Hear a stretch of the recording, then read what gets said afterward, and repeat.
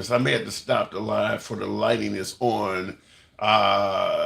We'll leave it with the lighting is poor. I don't know why, but we'll go ahead and see if we can figure that out as the program is going along. But wanted to come in and wrap with you folks for a moment on Saturday because of a recent debate or discussion I just had, and that is folks suggesting if you are black, you absolutely should be voting for President Trump.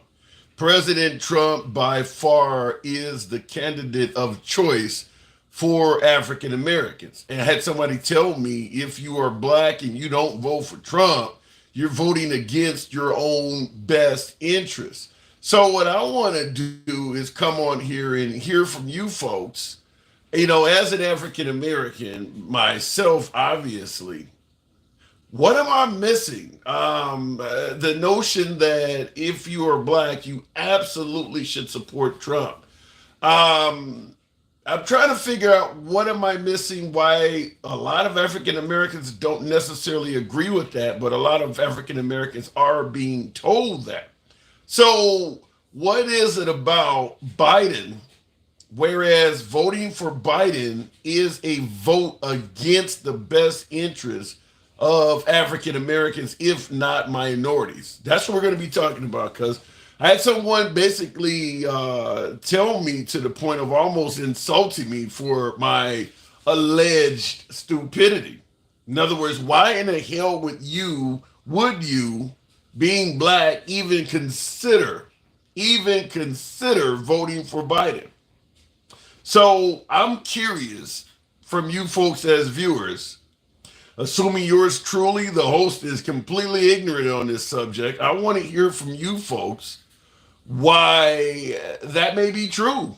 Why is it that African Americans should consider voting for Trump, whereas voting for Biden is indeed against the best interests of African Americans, if not minorities in general? So I want to we're going to do the program as normal. It is always will remain MAGA friendly. Program has always been that way, always will be that way. MAGA friendly in its entirety from day one until the very day it ends. So MAGA are my preferred guests. Nevertheless, liberals are always welcome on the program. We don't block, ban, or censor anyone for their commentary. If you disagree with yours truly or anyone in the comment section, it never means a damn thing here because it's always about free speech. So looking in the comments right off the bat, I actually feel sorry for you. Trump doesn't even think you're human, says Domino. Now, there's a lot of African Americans who, some of them owe their jobs to Trump. Nevertheless, also some folks do believe Trump has done a lot for the African American community. So, what do you mean when you say Trump doesn't think minorities are even human? That's a pretty strong statement. I'd love to hear you back that up. Broke the border Biden for assisted living 2024. Okay, cute. Joe Biden and Democrats think of you as subhuman. Damn, the apostle. You believe Biden and most Democrats, many who are minorities, view folks like me as subhuman. I don't know if I quite understand that. What has Trump done for the African American community? Six Gucci on YouTube. That's what we're here to talk about. I had someone tell me that voting for President Biden as a minority works against your own self-interest, to the point where basically eluding that you're a dumbass if you are a minority and you vote for President Biden, because President Trump works better for the country, works better for the economy, works better for blacks. So I'm going to go straight to the box because I'm going to claim ignorance on the comment. I don't know where it's coming from, but maybe some of you folks certainly could help me understand. Uncle Lucas, good afternoon. Hey, can you hear me? Loud and clear. Hey, yeah. As a black man, I don't think they understand, or I guess the MAGites don't necessarily understand the black man's mind and how Trump talks to us. Like the blacks were Trumps. I think he more views us as an object than as as people, if that makes sense. Okay, what are you basing And what are you basing that on? That Trump views us more as an object as opposed to being people. well, it's more of the way he talks about black people. Look at my African Americans. Look at my blacks for Trump. It's more of how a sexist with you women. He just views us as objects, a means to an end. Now, that's not to say Democrats are great. I feel like a lot of Democrats take the black vote for granted. Okay. And historically, in the past, us as black people, we voted Republican. And black people, I think, tend to be more conservative. Okay, I want you to. Yeah, you got a somewhat of a noisy background. I guess you're near a street or something. But I want you to clear up because you pointed out something that is actually true, that a lot of blacks used to vote Republican. Based on your own personal analysis, why do you believe modern day blacks vote more Democrat than Republican now? Well, I think it all goes back to the civil rights movement. I really do. It goes back to the Southern strategy and how Republicans made their choice that they're going to use race as a wedge issue. And they made that choice. And I think that's why a lot of black people, even though they don't necessarily agree with the whole transgender agenda on the left, they can't mess with Republicans because of race issue. Because a lot of Republicans don't want to admit there's race problems in America. But wait, you're saying that Republicans use race as a wedge issue. How so? Explain that. It goes back to Jerry Falwell, to where you can't say to welfare queens, to Reagan, to using God, what's that ad where they had the brother who got out of jail and he ended up killing somebody, and they ran the ad. It's the subtle, it's the dog whistles. So, are you saying that there's a lot of racism in general floating around the Republican Party? Yeah, it's more of a subtle thing. It's how they display migrants coming over the border. That they're coming to invade. They're coming to take what's yours. They're coming to take your lily white children. Willie, I forget the name, Willie Beeman. I think that's his name. What was that? Willie Beeman. But it's the subtlety. It's the dog whistles. And I think there was a Republican strategist back in the 80s. I can't remember his name, but he said the quiet part out loud. He said, back in the day, you could say the N-word, you could chant, and the ends are coming to do busing, to take your houses, or to come integrate with your children. But you can't say that now. So what you say is a welfare queen. What you say is they're lazy, they're takers. But a lot of times, a lot of the people who are on welfare aren't white. So I think the Republican Party has made its choice. They're going to use race. They're also using abortion as a wedge issue. So, but how do you respond? Because I see in the comments, Poker Convict says Trump dated a black woman for 2 years before Melania. They talk about Trump used to have a lot of hip hop stars and a lot of affluent blacks, from Jesse Jackson, Al Sharpton to Oprah Winfrey. They all hung around the guy. You don't see Trump as racist, do you? Well, like I said, an object. I mean, you can see black people as entertainers, as sexual objects. It doesn't necessarily mean that you see them as people. And that's one thing. I know white women who exclusively date black people but use the N-word. So, or refer to their mixed children as ends. So, wow. Race in America is complicated. So just because you want some dark chocolate every once in a while doesn't necessarily mean you're out there, you're an ally. Yeah, I ain't never heard of nobody like you're saying. White women that refer to their own mixed child as the N-word. Exactly. I'm in the deep south, man. I'm in Alabama. Wow. There's a lot of cognitive dissonance going on around here. So, and that's really all I wanted to say. I feel like if the Republicans reached out more to black people,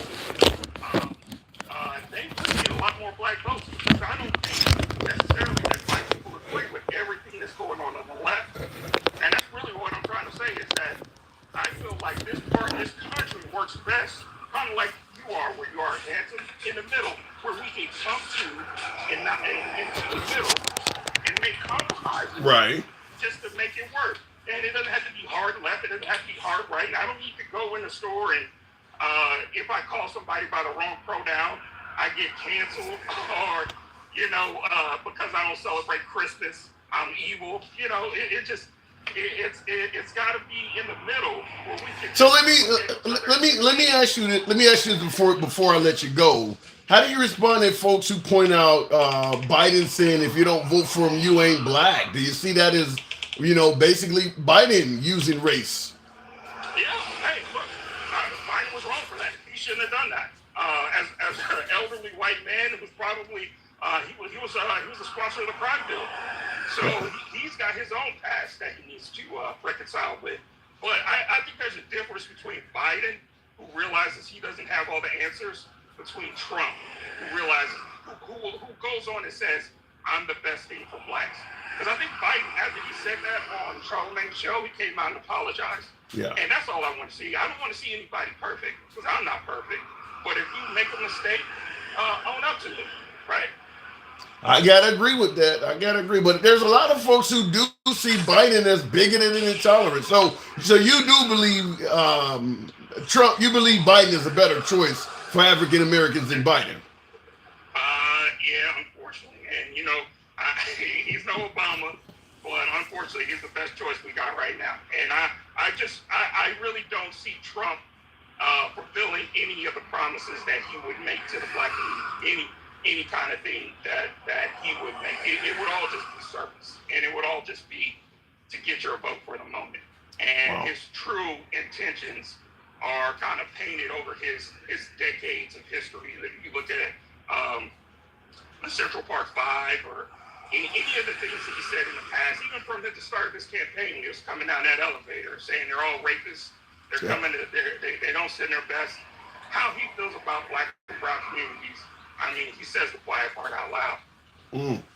All right, Lucas. Strong opinion. Appreciate you coming through. Come on back anytime. Thanks, brother. Have a good day. You too.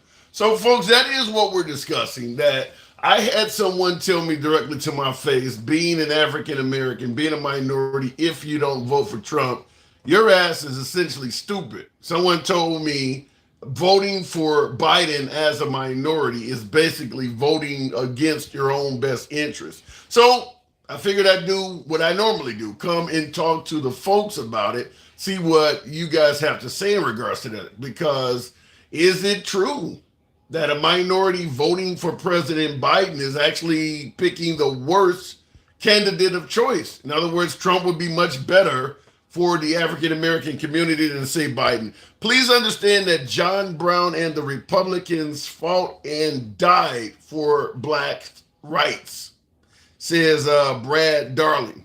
John Brown. That name is not ringing the bell. Tell me more about John Brown fighting and dying on behalf of black people. I'd be curious to see that. Racist Trump pushed birtherism lies, says James Taylor. Well, we know Trump pushed the birtherism, but it was preceded by Hillary Clinton doing the same thing. But does that make him racist for suggesting that Barack Obama was born in Kenya? Real quick, appreciate you folks here tuning in on a Saturday. Feel free to tap that screen on TikTok. Get me on up to 10,000 likes, a smaller audience than typically Monday through Friday, but I would appreciate if you help out the algorithm and smash the screen, tap the screen, get those likes up. Same on YouTube. Feel free to smash that like button. We don't block, ban, or censor anyone, so understand the whole program is ran in an uncensored format. So you don't have to agree with anyone, including yours truly. We don't censor or limit your time simply because you have a different opinion. Teresa, good afternoon. Welcome to the program. And by the way, I see somebody saying your lives are getting worse and worse. What's so bad about the live? Feel free to state that in the comments. I'll read it and perhaps we can address it. Why is the live getting worse and worse? Teresa, good afternoon. Hi, good afternoon. Hey, I would like to say that I'm an independent and I would vote Republican, and I have in local elections, but not Trump. why not I'm Trump? from New York and I'm old enough to remember all the shady things he did in New York. And one thing I will say is he may like rich black people and celebrities, but he doesn't care about the regular black person. What makes you I, say that? because what has he done for us? Well, some I would don't feel like suggest he's that. done anything specifically for us that would benefit us. And I feel as though that he was told he needs the black vote. So he'll say whatever he needs to say to get that black vote. And really, he has just substituted Mexicans and people coming over the border for how he feels about black people. Well, then what in your opinion, what do you think Biden has done for African Americans? Well, I will say, and this is controversial, I don't think that crime bill was a bad bill. There were Mm, a lot of black people that supported that bill. That's when okay. crack was in our neighborhoods and babies were being left out on the street and people were shooting up the neighborhoods.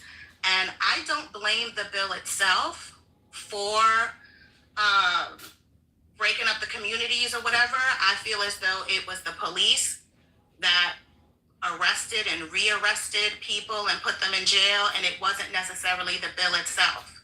Okay. But just like with every other, crime bill or policy, some of the bad people get arrested, but a lot of innocent people get arrested True. as well. So folks So, often bring up also that Trump allegedly allocated money to HBCUs, historically black colleges and universities, or that the jobs numbers in the black community, the economy in the black community was faring pretty well. Do you credit any of that to Trump? well, I do believe he gave the money to the HSBCs. I do. But I thought, from what I recall, he just um, what is the word? Like he just redid the bill. Yeah. Like there was already money allocated to go to them, and he just reassigned it to them. Yeah. I don't think that he gave them any more than he was supposed to, and I don't think he really wanted to in the first place. But again, he had to get those voters, so he did something that he thought would be favorable. Well, what about the fact that he did pardon a few African Americans, certainly hip hop artists? I mean, he also pardoned a few people too. Hip hop artists, I don't care too much about. Okay. I don't necessarily feel as though that they deserve to be pardoned. Oh, If he did pardon, people that should have been pardoned, then okay, I would support that. But again, I feel like as though like, is that how you're gonna get those black votes? Because you pardon black rappers? You have to bring more than that. yeah. Well, you're going to always target folks who would be the loudest voice. So you find somebody that maybe a large amount of blacks look up to, and then you do something for that person. That's kind of how it generally works. But for President Trump, it actually has not worked. I don't know of any African American that has actually either spoke favorably of Trump or even just started working with Trump without it really hurting their career. I think just other than Mike Tyson, I think just about everybody that started working with him, talking to him, or even speaking favorably of him has taken a hit in their career. So I don't know. Is that perhaps maybe blacks being racist towards Trump? Well, again, I'm old enough to remember Trump from New York, and I don't think anything that he has touched has turned to gold. I've seen a lot of people lose their businesses, be caught up in court the way he's doing now, delay until they lost their businesses. And one other thing I wanted to mention is race is an issue for me. I can't support someone that Whoa. white supremacists also vote for. So anytime I see his rallies or anything on TV and I see those Confederate flags, it's it's just a no for me. Yeah. I just can't do it. So how do you respond to folks who say that flag, the stars and birds itself, is not a symbol of hate, but rather just honoring their pride and their heritage? I think it's BS. I lived in Georgia for a few years, and the people following me in their pickup trucks behind me, they wasn't trying to greet me to tell me about their Southern heritage. Mm. So you do see it as a symbol of hate then? I do. Wow. Okay. And seeing that at a Trump gathering makes you assume that Trump is also in cahoots with that?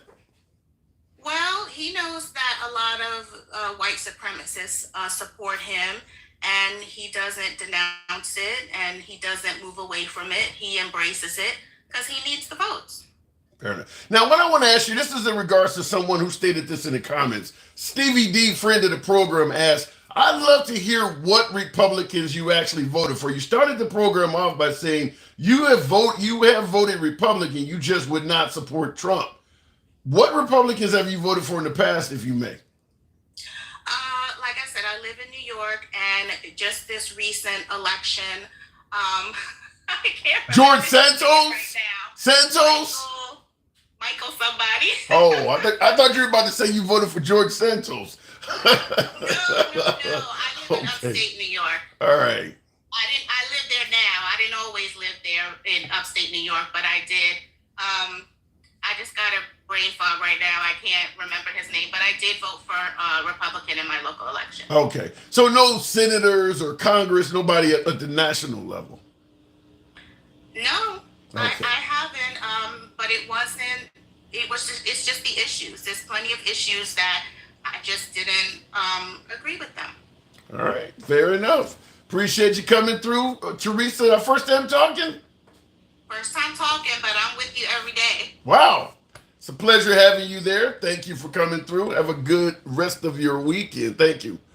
And moving the program on, I think I mentioned earlier it was Saturday. No, it is Sunday, so got my days mixed up. But I do appreciate you folks tuning in no matter what. Not at all, and will never align myself with anyone who thinks they are masters of my people. I don't know what that meant. Wow. LBJ, there's one. I see this all the time. Heather Ann RN, I assume that means registered nurse. LBJ, in reference to Lyndon B. Johnson, said he would have people of color voting Dems for the next 200 years.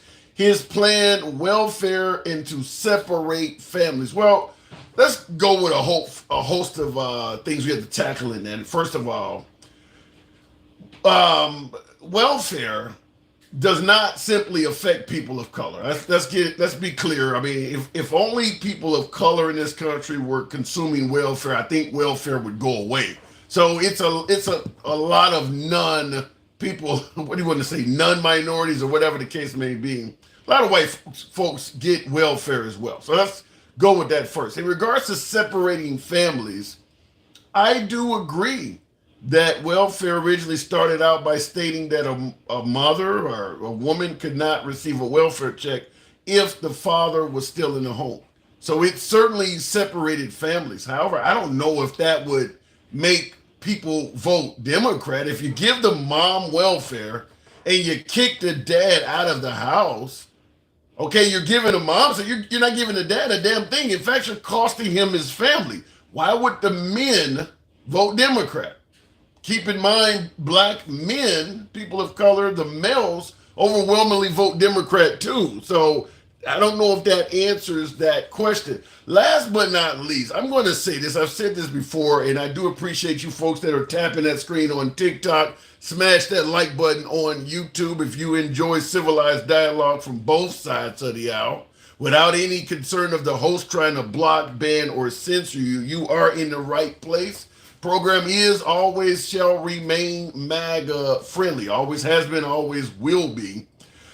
Blacks voting Democrat for the next 200 years because of the actions of Lyndon B. Johnson.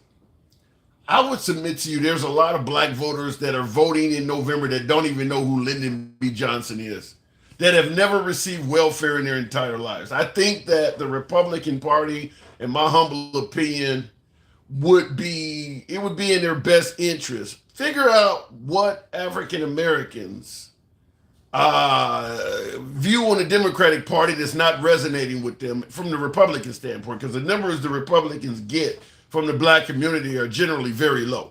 Figure out why your party does not resonate with African Americans. And in my opinion, get off the Lyndon B. Johnson thing. Lyndon B. Johnson's been dead like a half of a century, like 50 years ago. Dude died a long ass time ago. Nobody's voting in 2024 because of Lyndon B. Johnson. If it helps, avoid, actually having to tackle the reason why people are not voting Republican, just blame it on Lyndon B. Johnson or blame it on the mainstream media. If it makes you feel better to do that, so be it. But in my humble opinion, it would be in your best interest to actually talk to that community, find out why. Like what we're doing here. We're not banning blacking or censoring anybody. Find out why, but blaming it on somebody that's been dead for 50 years, that ain't it. That is not it. That's taking a lazy way out. I don't feel like figuring it out, so I just blame it on Lyndon B. Johnson. That's nobody's voting because of him. Going back to the box, Country Bumpkin, love the name. Good afternoon, Country Bumpkin. If the box brings it on, Trump met with black leaders and listened and made changes. Biden won't even meet with blacks. Now, I will say, respond to that in two ways. First of all, Biden has met with a lot of black people. I'll give Trump credit because he has indeed met with blacks, and that is a big change from typical Democrats. Trump deserves credit for that, and you can see Trump getting credit for that from the fact that if you compare Trump's support from African Americans to the likes of Bush, Reagan, Romney, McCain, his support from African Americans is higher. It's not going to be anywhere near 50% right now, but it shows him simply having a little bit of interaction with blacks has helped him out. It has helped him out. Trump doesn't blame it on Lyndon B. Johnson, welfare, or he talks about the mainstream media. But yeah, you need to get off of this claim that it has something to do with Lyndon B. Johnson, a politician that died 40, 50 years ago. That's ridiculous. Going back to the box. Real quick, if you guys will, on TikTok, I'm just going to switch over to Wi-Fi because I had trouble with the box, and we'll give it a second to switch over. Looking on YouTube, how many black people were in Trump's cabinet? 2. Who were they? Omarosa and Ben Carlson. 0 Mexicans. Yikes. That does leave some questions to be asked. 0 Hispanics. 0. Well, was that? I guess you're right. Well, Rubio is not in his cabinet though. Rubio was a senator out of Florida. Yeah. Wow. 0 Mexicans. Yikes. How long did Omarosa last? Yeah, that's another good point. She didn't last very long at all. And I suppose since we mentioned Omarosa, after leaving his cabinet, she also went around calling him racist. So that didn't go well. We'll continue on. I don't know what happened with my last guest. But we will go to Big Rex, 137. Good afternoon, Big Rex. Ted Cruz. Ted Cruz is not part of his cabinet, but Ted Cruz is Hispanic. Big Rex, good afternoon. Good afternoon, Tim. How you doing, sir? I'm doing good. Good to have you on. I was told directly to my face, if you were, as an African American, you're a damn idiot for not supporting Trump. Biden is operating against your best interests. As an African American, as a minority, your best bet is with Trump. I had someone tell me that to my face. Am I being ignorant? Explain it to me. Is that the best call? Hell no. Why not? I'm saying, well, why would you be ignorant for not voting for Trump? Well, if he's... I watched that man for a long time, Tim. When he was running, I thought, yeah, this is going to be great. He's not a politician. I knew he was, doing a Democrat all his life. All of a sudden, he went to Republican. Mm-hmm. And I still said, well, that's okay. I can switch parties too if I want. But the minute I realized that just how prejudiced or bigoted that man was, I stopped. I don't want nothing to do with him. What has Trump done? What has Trump done to lead you to believe he's bigoted? Shit, he don't like no black shithole countries. How about that? Well, Shithole country. but when he used the term shithole countries, is that because I'm going to play devil's advocate and go on the other side for purposes of context? Was him speaking out about shithole countries actually an attack on black people, or simply going after countries that have poor economies and are damn near uncivilized? All the countries he spoke on were black. I'm saying predominantly black countries. He ain't want nothing to do with no black people until he needed them for votes. Then you hear all that stuff, and he goes plays with the little celebrities and all that. Well, who's stupid? Yeah. He must have a lot of stupid ass people. So how do you respond to folks speaking of your comment stupid and playing the black folks, how do you respond to folks who suggest that it is the Democratic Party that exploits black people for their vote and only come around during election time? Okay, I'm gonna tell you something. I've been in South Carolina, I don't know, 50 years at least. We don't have them problems that y'all in these other states like Washington, California, Arizona, all that. All these people are focusing on black people. Why? Why I not? never understood that. Yeah, well, why? Because that's one vote. Okay. And the way he treats black people, why would I vote for him? I'm not black, but I'm saying, if I were black, I wouldn't want nothing to do with that man, period. What? He's after his own self-interest, always. Okay. Wait. Big Rex, I swear to God, I would have thought you were African American by your voice. You're not black. I am not. Oh. I'm from South Carolina. I mean, I'm from Germany, but I'm raised in South Carolina. I live in black neighborhoods all my life. Damn. I don't see the problems that everybody else does. That's why I don't understand why they doing such dumb shit. Okay, well, I would tell you, based on that voice, you're invited to the cookout anytime. But so, I would have never guessed you were not African American, man. And I see folks in the comments say the same thing. So you do see at least some bigotry in President Trump. Do you see any in Biden? Yeah, but let me tell you about Biden. When he was a senator before Obama and all that, that man was a bulldog. He made people account for everything. He was on everybody. So when President Obama ran, I thought, damn, that's perfect. Biden is a bulldog, boy. But boy, I don't know. You know, he went out of his element, man. He's been a racist. I'll put it that. Wait. Let me make sure I got that clear. You said President Biden has been a racist. Well, prejudice. Let's put it that way. Okay. I ain't gonna say racist. He don't hate all black people. He likes the ones that help. So if it comes down to only two choices, because our election is going to be a binary choice, assuming you're talking about Kennedy in the mix. I mean, as an African American, you know, or better yet, as someone talking to an African American, who would you recommend out of those three between Trump, Kennedy, and Biden? None of Damn. them. Period. I don't like none of them. The Kennedy family is just as bad as them. You know, Wow. I'm 65 years old, man. I mean, you know, I didn't really start getting into politics till the last 5 years. Well, after Obama, because I voted for President Obama twice. I mean, you know, the man's good. Okay. They can't find nothing on him like they find on Trump out of his own mouth every fucking day. Well, they claim they found his birth certificate in a foreign country. Yeah, okay. They claim all they want. Right. Okay. So, did you vote for George W. anytime? I did not. Okay. So you would have voted for John Kerry and Al Gore. No. Oh, so you don't skip some elections. Man, look, what happens, I vote write-in when it comes to people I don't agree with either one. Okay. You know what I'm saying? Because both parties have their good parts about them. But the underlying issue is the racism. Because, like, what is it? What were y'all talking about earlier?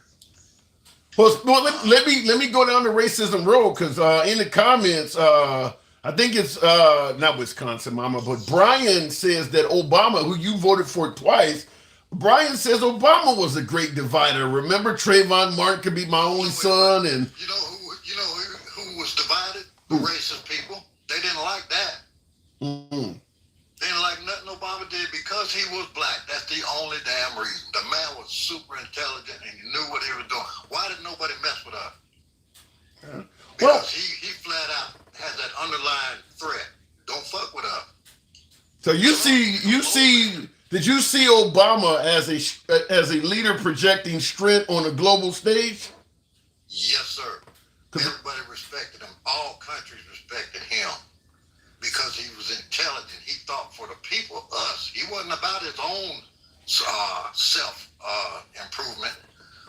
Trump is only looking to increase his personal wealth, no matter how he does it. When he was elected, he hired all people that were big donators to him and his friends to put in cabinet spots. Kind of dumb shit at that. Like the lady on education, she ain't know nothing about it. Yeah, but I do got to move it on. But let me ask you this last one before I move on. You mentioned Obama looking strong on the global stage. Do you not give Trump credit for the fact we didn't have any major, military outbreaks during this time, like we got now? What you got an issue with? Go ahead. Because that motherfucker is just dumb enough to push that button. His ego won't let him be embarrassed any kind of way. You mess with me, I will send my troops there. And he would do it just to save his ego. So what you're suggesting, though, is that other folks, because they think Trump is dumb enough to push that button, he's essentially in a position where they're fearful of him. And as a result, we don't have any major global conflicts. Is that not a good thing? Yeah, in that sense, when you put it like that, yeah. But he's ignorant. They can stroke his ego so much that look, China, my God, that man is making millions of dollars with China. Still, yeah. Even when he was in office, made in America, and all this shit say made in China. Yeah. Hard to avoid that now. Hard to avoid that nowadays.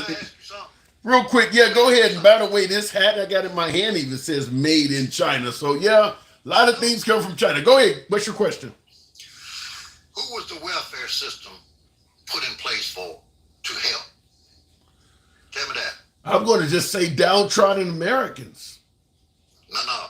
White downtrodden Americans. It was for white people. And it wasn't no problem until black people realized, well, damn, if they're helping the white people, I'm going to put in for it too.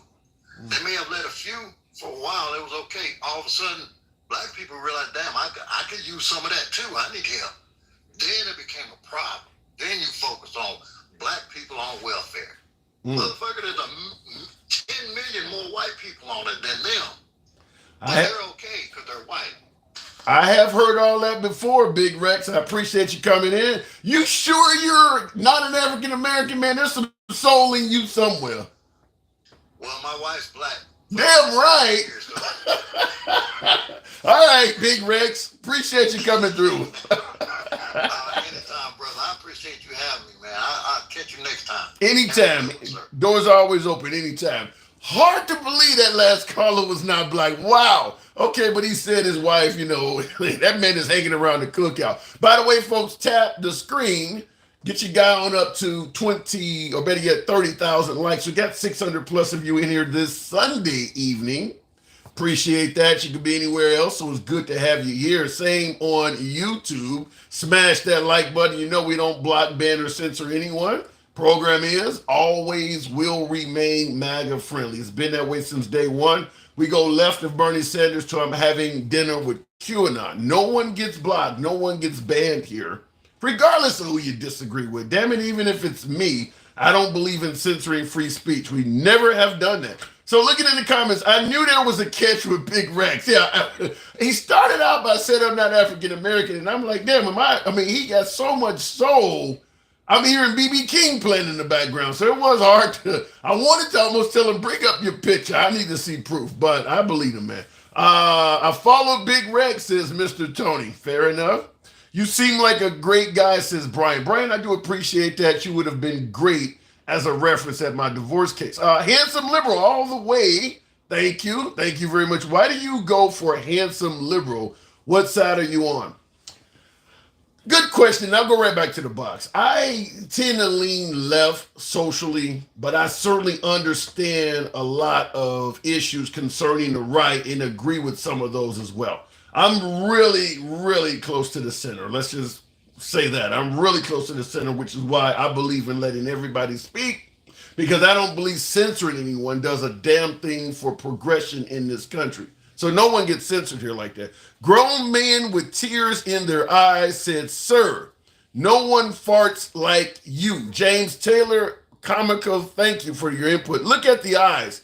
He's got the Napper gin. Trump will fix him. I don't quite get that one, but YouTube is always a little bit different.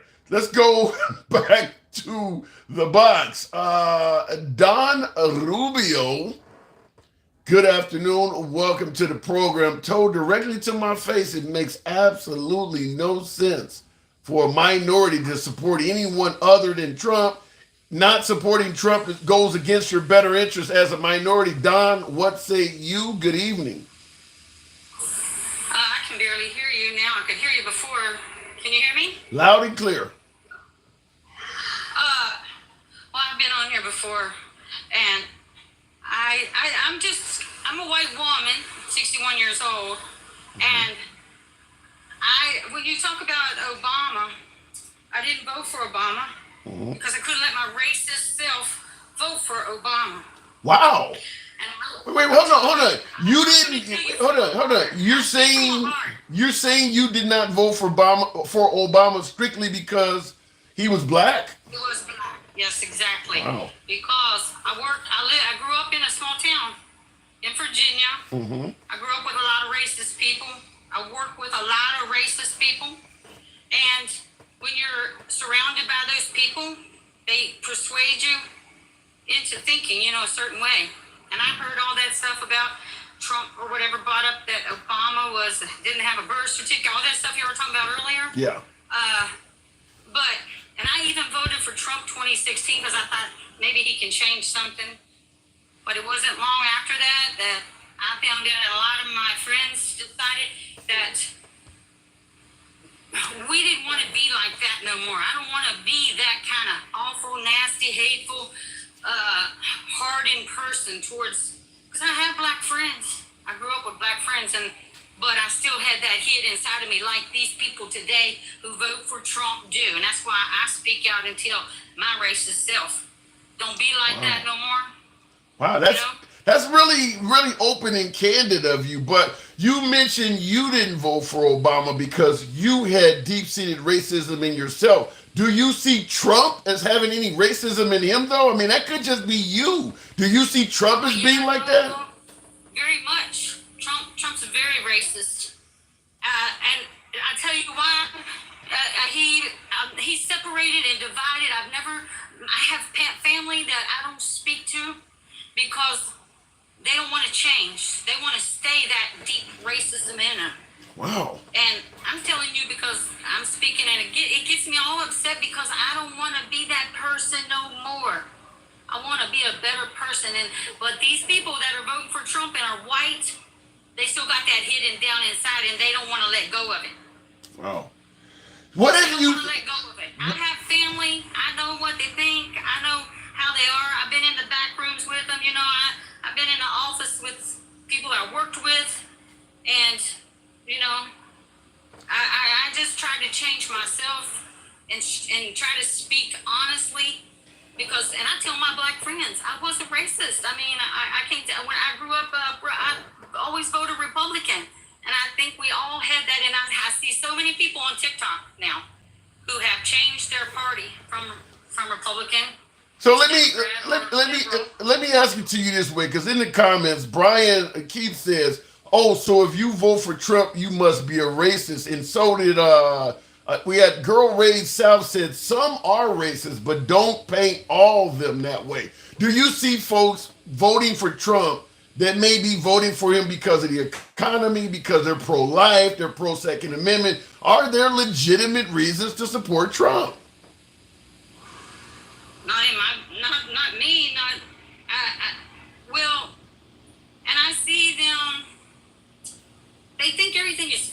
does. When he speaks bad about Mexicans, when he speaks bad about black people, when he speaks bad about anybody of other colors, you know, or I don't know. I see I come out with that, like I don't call people colors, but other races. I feel that that's that people like that. They like that in him, that he's speaking down deep what they want to say. What they want to say as racist people.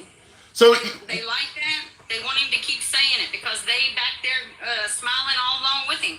They're like, he's our guy. He's our white guy out there speaking for us. wow. Now you voted for Trump in 2016. What did you think of? What did you think of his performance? The economy. There wasn't any wars. The fuel prices were cheaper. Did you think he was running the country well when you voted for him?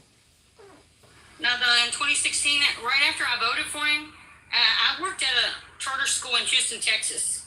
And after I voted for him and I went back to the school, my black friends asked me, who did you vote for? They were all teachers there. And I told them, and they all was like, man, I can't believe you did that. And I was like, maybe I shouldn't have done that. But it wasn't long after that when I seen, this was my turning point, and I have a lot of friends say the same thing. When I seen Trump on the stage up there making fun of a disabled, and I work with disabled children, ever since I've been working like the last 30 years. And I have a nephew who's disabled. I have a cousin who's disabled, and he's up there making fun of people who have disabilities. Yeah. What kind of president stands in front of the country, our country, and does stupid shit like that? Sorry. No, you're fine. You're fine. You're so. I'm speaking from my heart. It hurt my heart that I gave my vote to this stupid ass man who could stand up there and call and make fun. And also, my ex-husband, he's my son's father. His whole family has a stutter. And even my son, when he first was born and he first started talking, he stuttered. And I was like, oh, Lord, and I didn't want him to stutter, but he grew out of that. But still, my ex-husband and his brothers and their father, they all had a stutter. And that, to me, and these people making fun of Joe Biden, what's wrong with you? What is wrong with people who make fun of people with disabilities? Wow. So I was going to. Feelings that I gave my vote, and I know I have really smart friends that I talked to back home in Virginia, and I asked them because they voted for Trump too, and they just thought it was going to be some kind of change, and we were all wrong. Wow. We were wrong. Wow. And I don't want to. I remember when I was a kid, and I had my best friend in school was a black girl, and we're still friends after 60 some years. I mean, we met when we were like 7. So like 55 years almost ago. I just talked to her recently, and I wanted to bring her home with me, and my dad wouldn't let me bring her home because, and my mom kind of laughed when I asked her because she knew what my dad would say because, it was just because she was a black girl, and that really hurt me when I knew what he was, I knew that is why he didn't want me to bring my friend home, and I try to see good in everybody. And I think the good in Trump, I'll tell you this is what I've said, I tell people all the time. Trump brought out the worst in people and made good people make decisions to think they don't want to be like that no more. Wow. And All right. a lot of Republicans changed to Democrats because we don't want to be that nasty people that we're seeing now, like the MAGAs. Wow. Who Well, people. you were MAGA, but Don, you were MAGA. I do got to move it on, but this is probably one of the most heartfelt calls I've had in a long time. I mean, you're being very candid and open about your own self, and wow, I don't. And I pray to God that I can always see and change my heart. And people can change. You can change. You can get out of that mindset that the white people are better and superior. Because, as a young girl growing up in a white church, I had a white Jesus up there in the pew, looking at me all the time. I never knew Jesus was a brown man till I got older. I didn't know that. But now I'm married to a brown man with wool hair, because he's Honduran. So we certainly have talked. I think now I remember your story before, but yeah, we've talked before. I do appreciate you coming on. Wow, that was very heartfelt. As always, come on back anytime. I don't have any push. somebody else get some good in their heart. Yeah, I don't have hopefully, and I don't have any pushback for that at all. Wow, that was powerful. Thank you, Don. Thank you. Bye bye. Have a good day. You too. You too. Wow. Wow. Now, listen, we can. I mean, I saw some of my YouTubers were hammering my guest, suggesting she's voting based on emotion, suggesting she's voting based on what CNN told her. No, she's voting, according to her, based on her own personal story. She didn't mention any media outlet telling her how she felt. She stated that was her and her family. Now, I mean, what else am I supposed to say? We're supposed to assume she's making it all up. No, I think there are a lot of people that have heartfelt emotions. And I'll tell you myself personally, my own story of growing up in the 70s and 80s. I didn't grow up racist, but we certainly grew up homophobic. That was very common for African Americans during the hell, the whole damn country was homophobic during the 70s and 80s. So if she can change her story on racism, I certainly have changed my story on LGBT issues. I consider myself an ally of the community, but it can happen. I just want to point that out. What she was stating should not just be dismissed because it's election season, because it's about Trump, or because it's about CNN. By the way, before I go back to the box, there is a more well-known story similar to hers. How many of you heard about or heard the suggestion that President Biden, is racist, and one of the reasons being is his affiliation with Senator Byrd, the late Senator Byrd? Well, Senator Byrd has a story, or had, past tense, had a story very similar to what my last guest, Don, just stated. Senator Byrd, although he was a member of the KKK, towards the end of his life, he turned his life around and certainly became more favorable to the black community. He was in with the NAACP. I believe Obama, Jesse Jackson, and Biden were at his funeral. And I do believe Obama spoke at his funeral as well. That doesn't come up, by the way. When you hear folks say that Biden is racist because he hung around Senator Byrd, that last portion of his life never comes up. They stop it at he was a member of the KKK. But I would invite you to look that up because there is more to that story. Looking in the comments, though, and I'll tell you this, a lot of things Trump says that he gets criticized for, what is the typical pushback? You're taking it out of context. You didn't hear the whole speech. Senator Byrd qualifies for that same statement.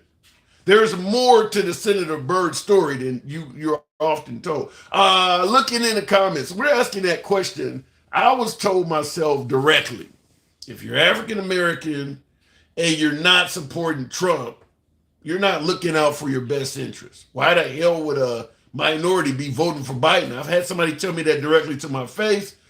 Seemed a bit different than what I've normally been hearing. So I figured I'd come on here and talk to you folks and get your opinion. Handsome, please prove to me that the black community is better off voting Democrat. Girl Raised South has just asked that very question.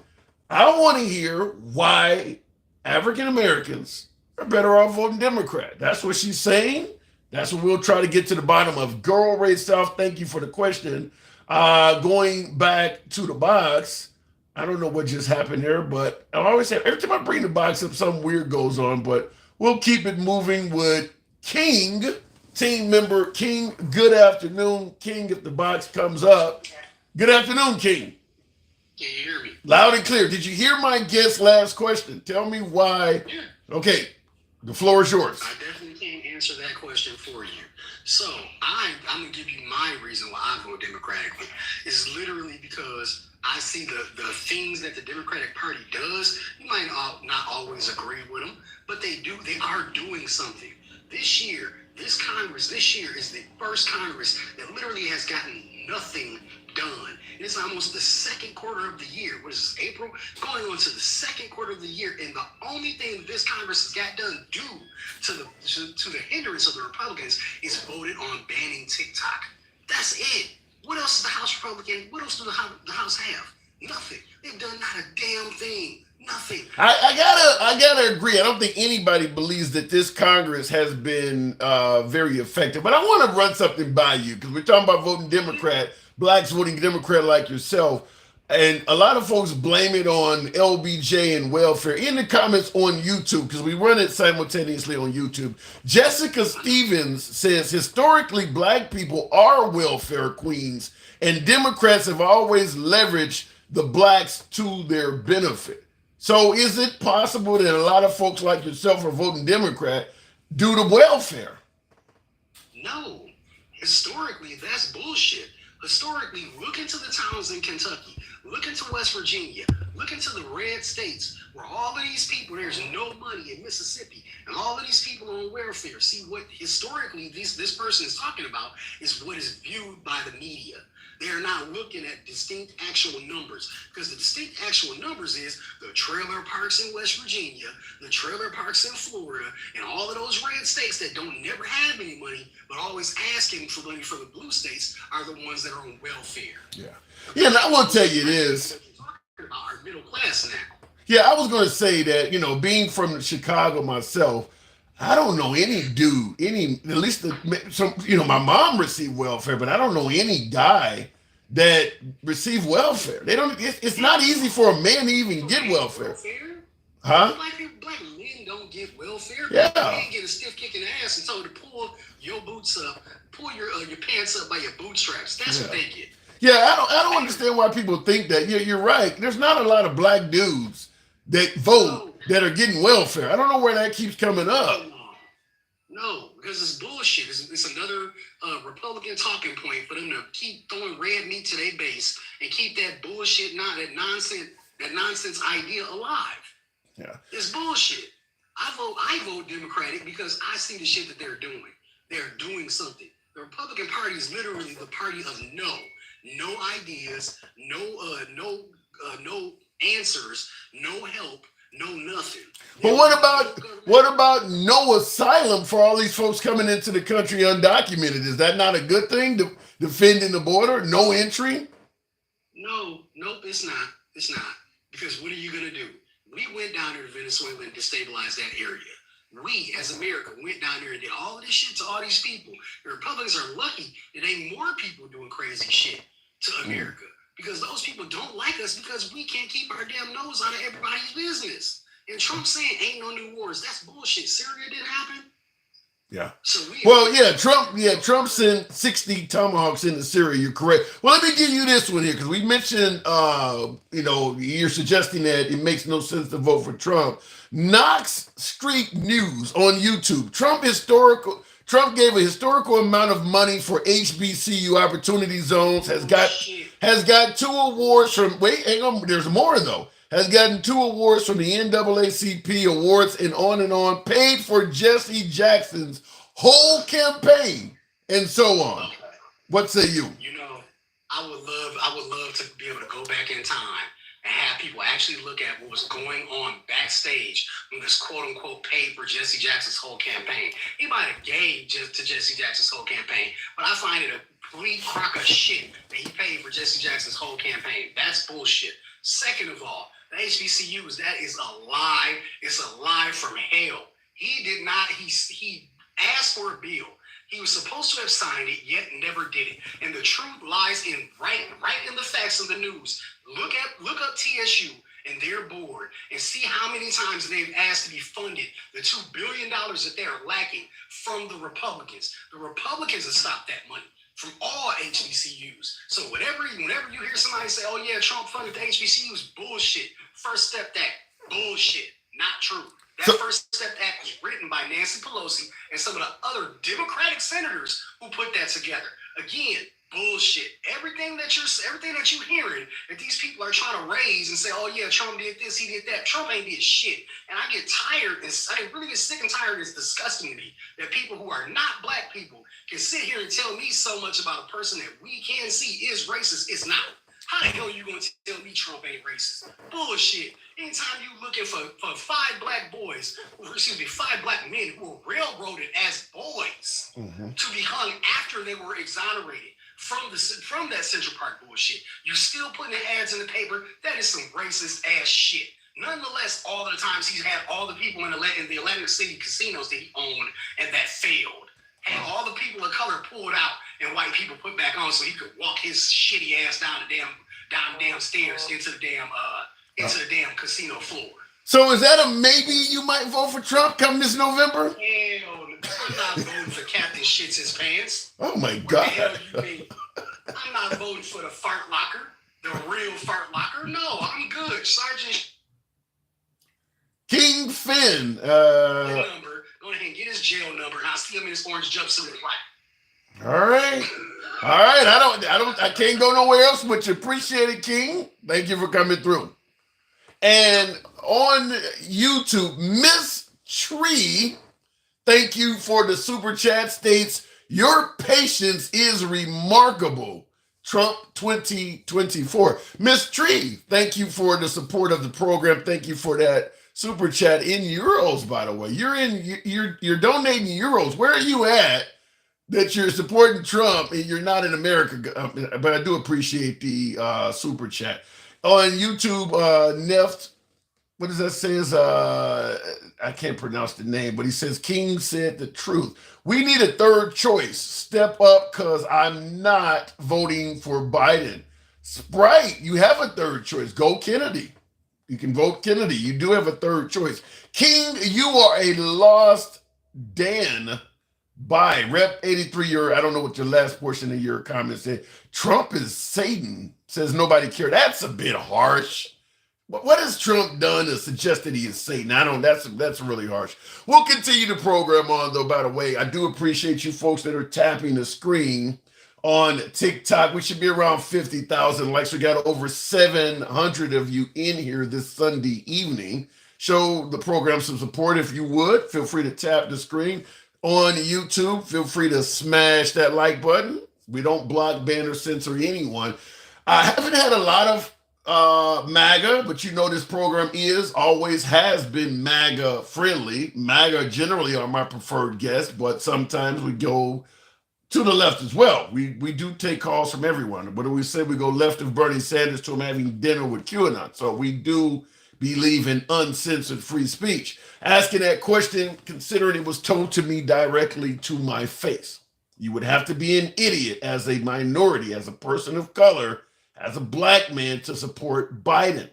He goes against the best interests of minorities. Had someone tell me that.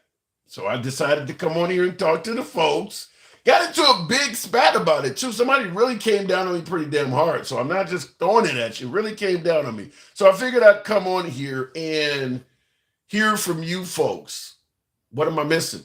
Because I hear the opposite often from liberals, Democrats, and even minorities. What am I missing? You'd have to be an idiot to support Biden. We'll go down to the Bayou. I seen you in the comments said you literally got on because of my, I believe it was Dawn being candid about her racist past. And I had a viewer in the comments said that I normally don't request to go on, but I'm going to come on because of what she's saying. So we'd like to hear from you. I see the boxes hesitating. We'll give it a moment. Robert Byrd, a Democrat who claimed to regret joining the KKK and never claimed he regretted hating black people, which is more important than regretting joining an organization.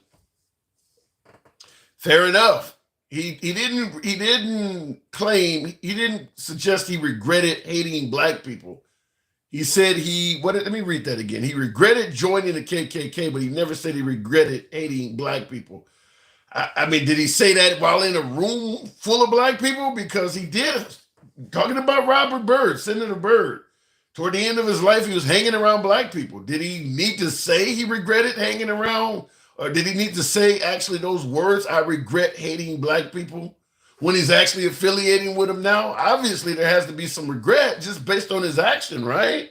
Or would it make you feel more comfortable if he said those words verbatim? Going back to the box, I don't know what happened with my caller in the Bayou down there, but it did time out. So we will keep the program moving. Asking that question, what is it? I mean, does it make sense for an African American to vote for Biden, or are they voting against their best interest? Daniel, good afternoon. Welcome to the program. I wanted to hear from the Bayou, but apparently the box is acting up a little bit. Let's see if white supremacists back Trump, says Leonard Walker. Elaborate. What makes you suggest that white supremacists back President Trump? Because folks are going to suggest that Trump himself has condemned white supremacy, neo-Nazis over and over again. And there is video clips of him doing just that. So I have to ask, why do you believe they would be backing Trump if he has publicly condemned them? He does not have to say the words. I would agree with that in regards to Senator Byrd. If you're hanging around a bunch of black people, I mean, does someone like Justin Bieber need to come out and say, I don't have a problem with blacks? That's all he hangs around. You see it. Real quick in the comment section. I don't know why my box is acting so funny here. Biden, if you don't vote for me, you ain't black. Being told you ain't black if you don't vote for me by a white president is like being told what to do by a slave owner, says Corey Valentine. And there's a lot of folks that agree with you. There is a lot of folks that agree with you. However, there is something to be said for that statement. A person who is not black telling blacks who they should vote for, you said it's like a slave owner. Well, I'm assuming by making that statement, you didn't know that just a couple of weeks ago, President Trump stated any Jewish person that does not vote for him is I think he said what he said. They hate their religion and they hate Israel. Trump is neither Jewish nor Israeli. He did the exact same thing. He essentially said, vote for me or you ain't Jewish. It didn't get anywhere near the airplay that vote for me or you ain't black did, but he did say it. And this is not CNN or MSNBC. You can easily look it up. He did say that if you are Jewish and you don't vote for him, you hate. No, here's what he said. If you're Jewish and you vote Democrat, it means you hate your religion and you hate Israel. That's what he said. I did a show on it, all of that. So that's very similar to vote for me or you ain't black. Trump isn't Jewish. He's not from Israel. He did the same thing. He just didn't get the same amount of backlash that President Biden did. Biden, if you want to continue to be broke, says Lori Lighting. Yikes. I don't know if everybody was rich under Trump. I hear your point in regards to the Biden economy, Biden inflation compared to Trump's, but I don't know if I recall the black community rolling in money under President Trump. I think you may be taking that a bit far. Having a bit trouble bringing up any damn bad. Let's try with Country Bumpkin. I'm making more money under Biden, says Tospecia for you too. Some people are. Country Bumpkin, good evening. I have been waiting forever, man. Thank you so very much. And I'm glad.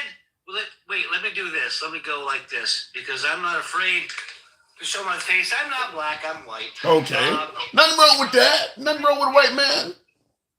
Well, I'm really messed up. I'm Italian, Scottish, and Jewish. So I fight with myself, get drunk with myself, and I make a nice meal for myself. So that's how it goes. Okay, fair enough. You said you're part Irish? Scottish, Italian, and Jewish. Oh, so, okay, all right. So what do you? I've been waiting a long time, and I'm really glad to find out that you are a guy from the 70s and 80s like me. What some of these younger guys don't realize, you might remember this.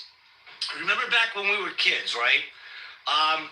I remember growing up in the projects because I lived in a housing project in Worcester, Massachusetts. Wow. Okay. There's a lady across the street named Debbie, and if her kids ever did anything wrong, you heard a screen door swing open, and once you heard that, everybody closed their blinds. Her flip-flops came off. She was screaming, Kiki and Sam, and if they didn't respond, they were getting whipped hard. Yeah. Right? You remember this? Sounds very familiar, yes. Yes. You know what I'm talking about then. All right, so here's where the problems came in. Most people don't want to think about this. The government came in at that time and said, disciplining your children is abuse. You can't do it. If you remember right, they cut that out. That's where the crime came in with a lot of these younger kids. Then the other part, when it came down to the welfare, I remember this because we had to go to the community center to get that giant block of, cheese. Yeah, I remember the cheese and the Spam and a generic cereal and shit. I remember it all. Yes. That cheese made a great grilled cheese sandwich, man. You were constipated for a month, but man, it was great. Yes. But I remember them saying to people in there, because they looked at me because of my name, and they were saying to us that, we could give you more to stay on welfare. We could give you more to remain here. And they were trying to keep people in that environment and keep them from getting jobs. And this was in the 1980s. Okay. Then came out the other thing. Do you remember when Ebonics was first put into the schools? No. The Democrats pushed this thing called Ebonics. And in Worcester, Massachusetts, and in Boston, all over, we had to learn Ebonics. And they said it was I'm 50, damn near 52. I still don't know for certain what Ebonics was. I see folks in the comments agree. What kind of Ebonics was pushed in your schools? That didn't happen in Chicago. No, it might not have happened in Chicago, but in the Northeast, it happened. In a lot of liberal states, it happened. Now, here's what it was. I'm not being bad, but it was the language of a slave, they said. It was your language. You should embrace it. And that's when they started to get that whole slang thing. Because I go back to my neighbor, Debbie. If her kids ever, spoke improper, she'd smack him in the back of the head. So what was the purpose of pushing Ebonics in schools, in your opinion? I've never heard of this before. I don't know. I know in Massachusetts, I hear people talking about racism down south. You have no idea how racist the Northeast really is. And as far as I'm concerned, it was just wrong what they were doing. Because if you look at it, the language that the Ebonics, the way they were putting it, okay, if you boil the whole thing down, was go back to slavery, and you know that a lot of the slave owners taught their slaves to speak English the wrong way, deliberately, because they thought it was funny. And I didn't know that either. Yeah, that's where Ebonics came in. Well, now here's why I wanted to get in on all of this, okay? Everybody seems to be saying the same thing. Democrat this, Republican that. We're white, we're black. Enough with the separation, okay? This is my own opinion. Sure. Enough with the separation. I am tired of hearing the black community, the white community, the Spanish community, the Jewish community. We are the American community. And what people need to realize is that if we stop with the communities and stand together as one, they soil their pants. So then let me ask you this question. And if the goal is for us to all stand together, us to all unite, and our only options are Trump or Biden, who would be the best option to lead in that direction? Well, the truth be told is if we all started standing together, then we wouldn't have Trump or Biden, because they're only giving us two options. There are more options out there. We just don't get to see them. Okay, but let's go with, and you may be right, but we got to, for now, because November is only 7 months away, going with what we have between those two, who is more likely to lead us closer to unifying? All right. If you look at record, forget rhetoric. Forget the rhetoric.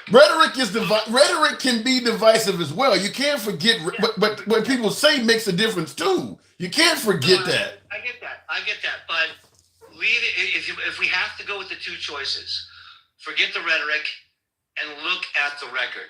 Now, there's a lot about Trump I don't like. And don't get me wrong, I don't like anyone. That's just me. I think they're all liars. Every one of them are after their own pocket. But why are you suggesting? Okay, but wait a minute. If Trump is the guy to unify us all. Why are you suggesting we forget rhetoric? Is that not part of these two people? It is part of the two people, but Okay. I'm saying, you know, in this situation right now, if we're gonna unite, forget the rhetoric right now. So just hear me out on this. Forget Sure. the rhetoric right now. Go with the record. So obviously, the record would be Trump. We had a better economy. We didn't have any wars. Yes, he bombed some people, but we didn't get involved in anything. We weren't sending hundreds of billions of dollars overseas. Leave it at that. Okay, you have 4 years of that, straighten things out. After that, if we start standing together as one people, okay, realizing the fact that one of the most beautiful things about America is the fact that the color of an American is of every shade found in God's great kaleidoscope, then we stand together. They can't stand a chance, and we choose who we want. Yeah. But here's the issue I have with what you're saying is that when I asked, you know, who would be, you know, if you had to only choose between one of those two, who would be better for bringing us towards unity, and you go forget the rhetoric. Sometimes rhetoric can be where all of the division is coming from. You can't ignore the rhetoric. What people saying makes a difference. Vote for me, you ain't black is rhetoric. You can't ignore that if you're talking about unity. No, you can't. No, you can't. You're absolutely right. But I'm saying in this situation for these 4 years, Trump would be the one. Biden has screwed everything up. And I'm seeing this right now. I have neighbors who are working 70 hours a week. I work 60 hours a week. And I have to compete with illegal immigrants. Mm. And it's awful.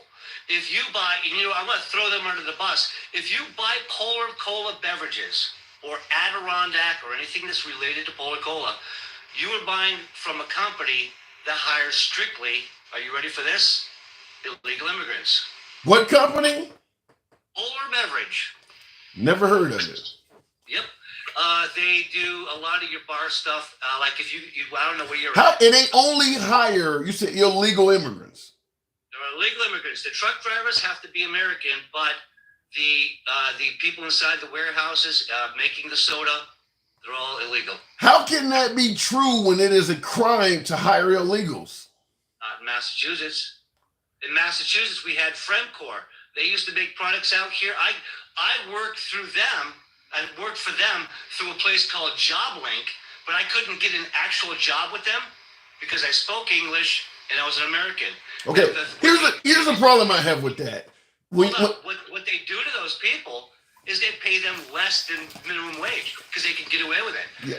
And it's really messed up. Yes, I would say Trump, but after him, we got to stand together. And in all honesty, we need to stand together to get somebody real.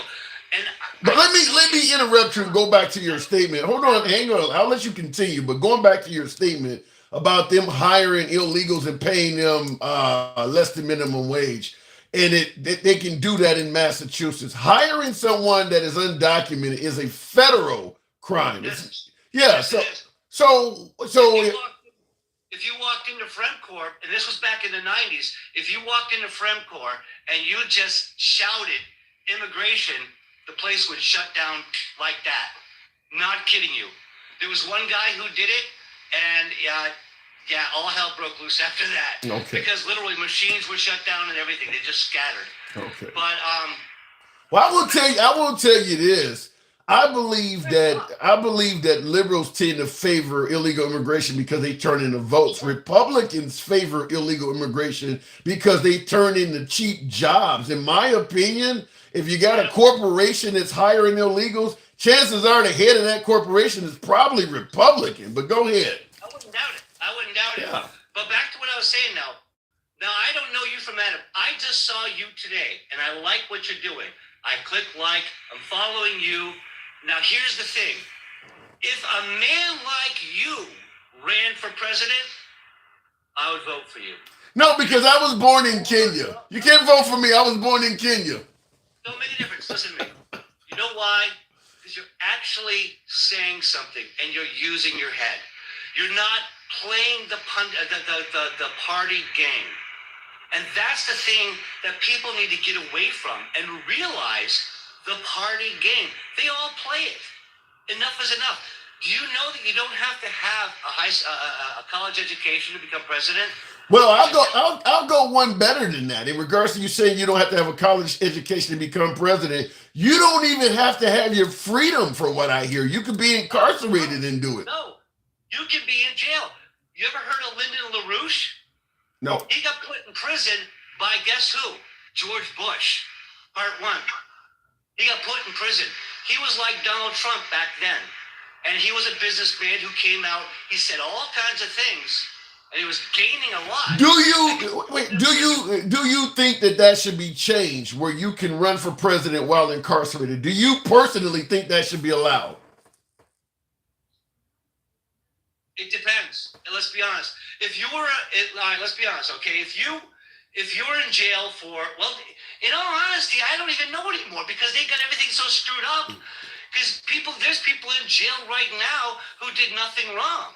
Why wasn't, as someone who supports Trump like yourself, why wasn't there a big, hang on. Why wasn't there a bigger push for some folks like the Trump supporters? Why weren't there a bigger push to get folks out of jail that were being mistreated by the system before it happened to Trump? Everybody was saying that they were pro-law enforcement. If you just comply, nothing will happen to you. They were waving back the blue. All of a sudden, Trump gets arrested, and suddenly the whole system is corrupt. Why wasn't that happening before?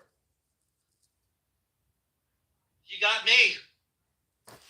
All You right. got me. I can't. I told you I don't like any of them. I think they're all liars. They're all con men. Let me ask you this then. Let me ask you this. This often comes up a lot, that years ago, President Trump was demanding that 5 African Americans, now known as the Central Park 5, hang for a crime that they were later exonerated for. Now, once again, we're talking about people who are being put in jail or incarcerated for crimes they didn't commit. He didn't even apologize for that. You talk about dividing and unity. How do you view that? How do I view it? The same way I view it every time I drive down the damn highway and I see that everybody that gets pulled over is black. So what are you saying? You saying there's some racism in our criminal justice system? In every different direction, dude. It's not just down south. It's not just in the Democrat Party. It's in the Republican Party. It's in the entire system. Well, that's why I'm saying you need a real American. I couldn't care less what shade your skin is. We need a real American who knows what it's like to break their back for pennies on the dollar just to have it taxed beyond belief, and then what you take home gets taxed even more. We need a real American who understands this to be president. You don't need a college degree. You just need a damn brain. And these people don't have a brain. Once they get to Washington, they get sold out. So you're basically saying that both Trump and Biden are the wrong guy, because clearly I'm saying every single one of them. Okay. You can't prove me wrong on it. Every single one of them. Well, I would argue back and suggest that Obama knew what it was like to start with nothing and work his way up. He wasn't born rich. No, he wasn't born rich, but he sure as hell got rich. Well, anyone that becomes president is going to become rich because they pay you $500,000 a year. Absolutely, yeah. Right. But there's a lot of controversy around him as well. So I don't really care who the person is. My point is, again, is we need real Americans. Average, everyday Joe. But that's what I'm asking you. Does Obama qualify for what you're saying, a real everyday American? At one point, he did. At one point, when did it end? When did it end? In the very beginning, he did. In the very beginning, he did, and after that, it all changed. How so? And then if you go back at 2000, I posted the comment. I don't know if you saw it, but in 2009, after the Obama bill was passed, Joe Biden was walking through a crowd of reporters, and then he was asked, "What happened to the $85 billion?" He just laughed and said, It got lost. It happens. And he walked away laughing. Okay? This is how they make money off of us. This is why I'm saying, like, all right, if you were president right now, okay, and suddenly $85 billion was missing, what would you do? I don't know you. Something tells me you'd be be like, excuse me, where'd that money go? I want you people to tell me what happened at 85. You know something? I've never heard that, but let me ask you this, because this came from Jonathan Ross on YouTube. Thank you for the super chat, by the way. He said, now we're talking about division and racial issues and things like that. He says, I really don't understand this, brother, and I'm in Texas. The reality is that no one was really worrying about this before our ex-president Trump, suggesting that Trump has fundamentally just changed the direction of this country, suggesting that a lot of the division started with Trump. Well, no, actually it started a long time ago. Started a lot longer than that. And as for Obama, if you want to go with the division, I drive long haul. And when Obama ran for office, when he got elected, I was in Withville, Virginia on election night. And I was at the TA truck stop.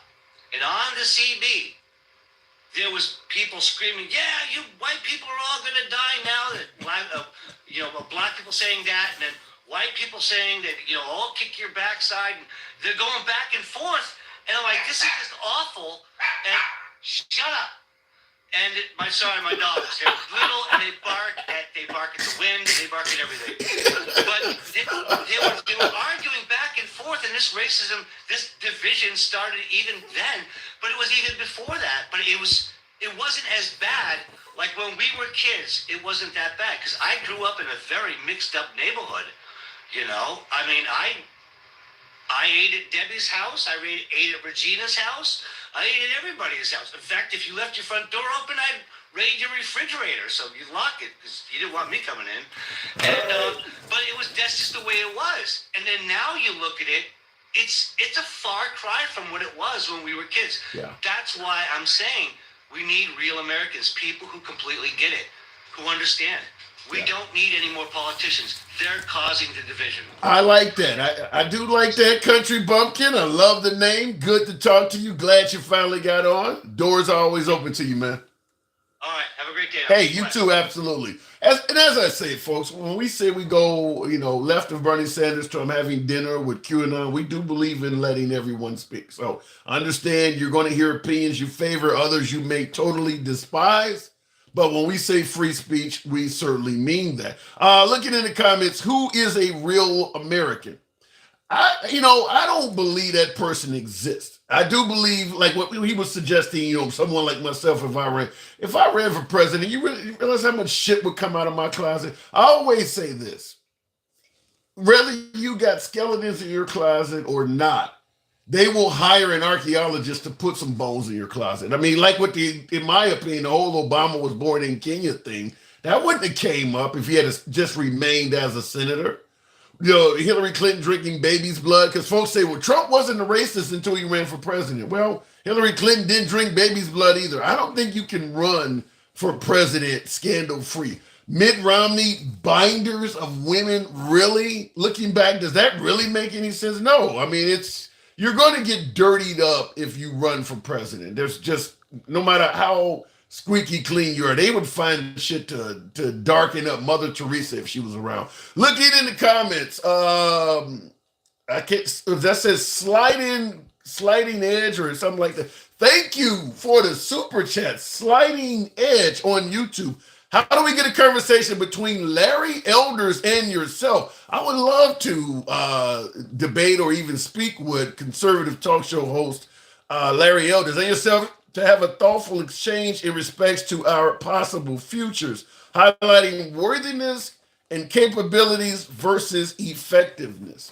Certainly, I lean politically opposite of Elders, but nothing but a lot of respect for the guy. Certainly, look, I got an email address, so I would talk to Larry Elders in any day. Same would apply to the Hodge twins, Candace, so much you name it. I do believe in speaking uncensored to anyone on the political spectrum, but I prefer to write because I do lean a little bit left. But yeah, I believe my email is on my page, certainly on my TikTok profile as well. I would talk to Larry Elders in a heartbeat. And by the way, I used to call, I'm just going to throw this out. I don't normally name drop, but I have debated would O'Reilly, Bill O'Reilly of Fox, what is his name? The other guy who used to be part of ESPN, Brian Kilmeade. I used to call into Fox News so much in 2015, they invited me out. I actually co-hosted a show for a brief period of time, very brief, with it was only for one day, by the way, very brief with not John Gibson, Tom Sullivan. But John Gibson is also another one. You call into their programs now. They're syndicated and they're no longer part of Fox News Radio or Fox News Talk. But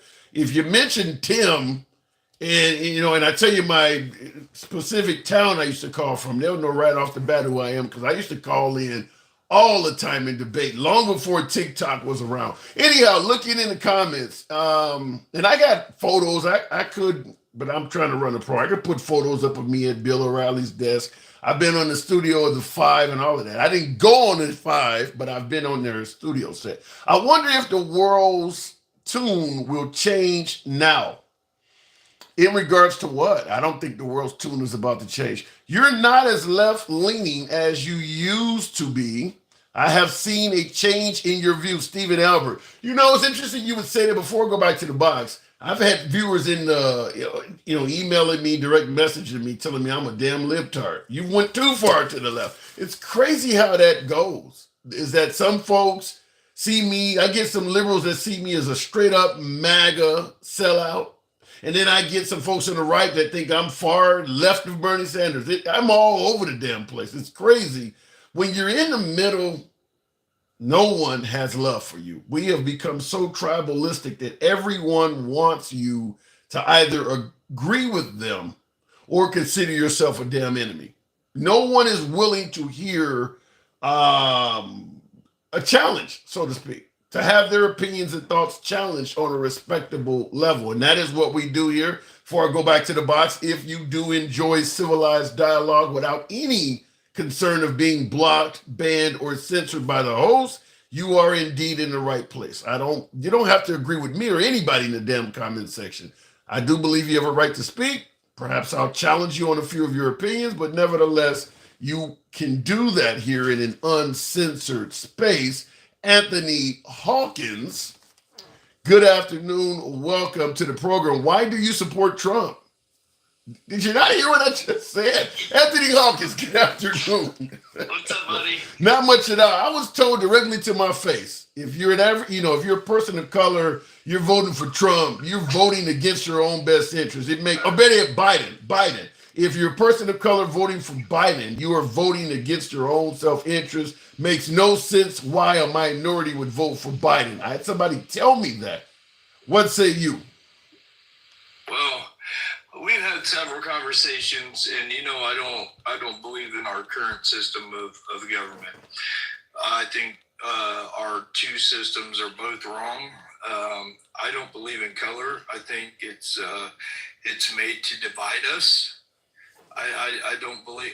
I'm not saying racism's not real, but I feel that it's pushed to keep the divide for us to have two sides. Yeah. I mean, based on what you're saying, though, if you're suggesting that color was created to divide us, I mean, you basically saying that God was divisive. Well, so my version of history is I believe the history we've been told is a lie.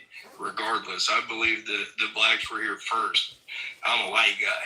I believe that I don't believe that blacks were African. I believe they were American first. I mean, there's a lot. Wait. How do you explain that? What do you mean? You mean there were only Americas, in terms of North and South America? You believe there were blacks that were occupying the Americas? For sure. Okay, not the United States. When you said you believe blacks were here first and they were Americans, you don't mean in terms of our country, America. You mean the continent, America. Correct. Okay. Yeah, all right. I mean, slavery. You've heard it. The Irish were enslaved first. The whites were enslaved first. Then blacks were selling black. But listen, I don't want to get too far into this conversation. Do you believe that though, that the Irish were enslaved first or something like before the African Americans? I mean, that's what's hard to tell you. It's hard to tell what to believe anymore because they're erasing history as we speak. I mean, literally, history is erased every day. But when you say erasing history as we speak, what part of American history did they ever teach that the Irish were slaves before black? Even if you go back to the early 1900s, were they teaching folks that the Irish were enslaved first? I don't ever remember that coming up at No, all. because they don't want you to know that. They don't. The indoctrination is they want you to be mad at us because we were supposedly part of the atrocities that happened to your ancestors. When in fact that when you really look back, most of your ancestors were never enslaved. I mean, that was hundreds of years ago, and nobody has ever, other than the American government, has dealt with slavery. We're in current slavery right now. The Well, slavery let me ask you this. Let me present it to you this way, because you hear African Americans talking about slavery all the time, which is, as many would say like yourself, it happened hundreds of years ago. Any idea why the Irish celebrate St. Patrick's Day, but they don't mention their own? If the Irish slave trade is valid, why don't they talk about their own history? I mean, I believe they do. I just believe we're not given that. Just like Australia is going through shit right now. We're not shown that because of censorship. We're not Yeah, but educated on that because yeah, but the Irish in America celebrate St. Patrick's Day. I don't hear the Irish in America talking anything about being Irish slaves, which allegedly happened in America. I don't hear them talking about it at all. I mean, I'm part Irish. I know. I mean, like, When were you freed? When was the Irish put into slavery, and what day were you emancipated from it?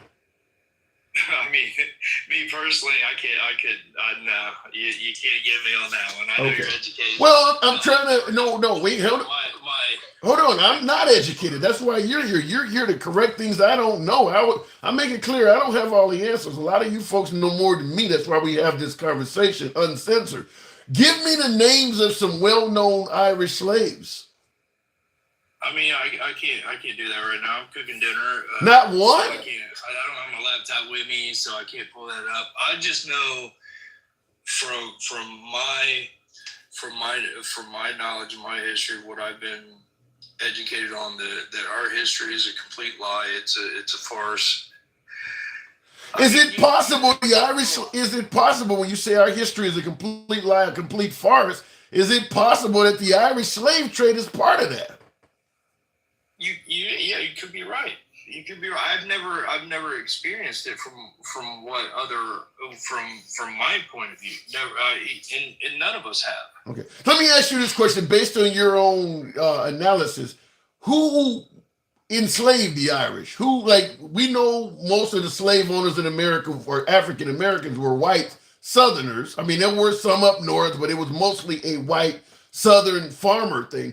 Who was enslaving the Irish, and what were their primary duties? Do you know any of that? It's the same situation. It's the same situation as the blacks. The whites enslaved the whites. The blacks enslaved the blacks. It's all the same. It's all some bullshit that they've pushed on us to keep us divided. So you're saying that in this country, most of the black slaves were owned by blacks? I mean, that's still part of history right now. You can still go look at who owned the most black slaves. It's still there.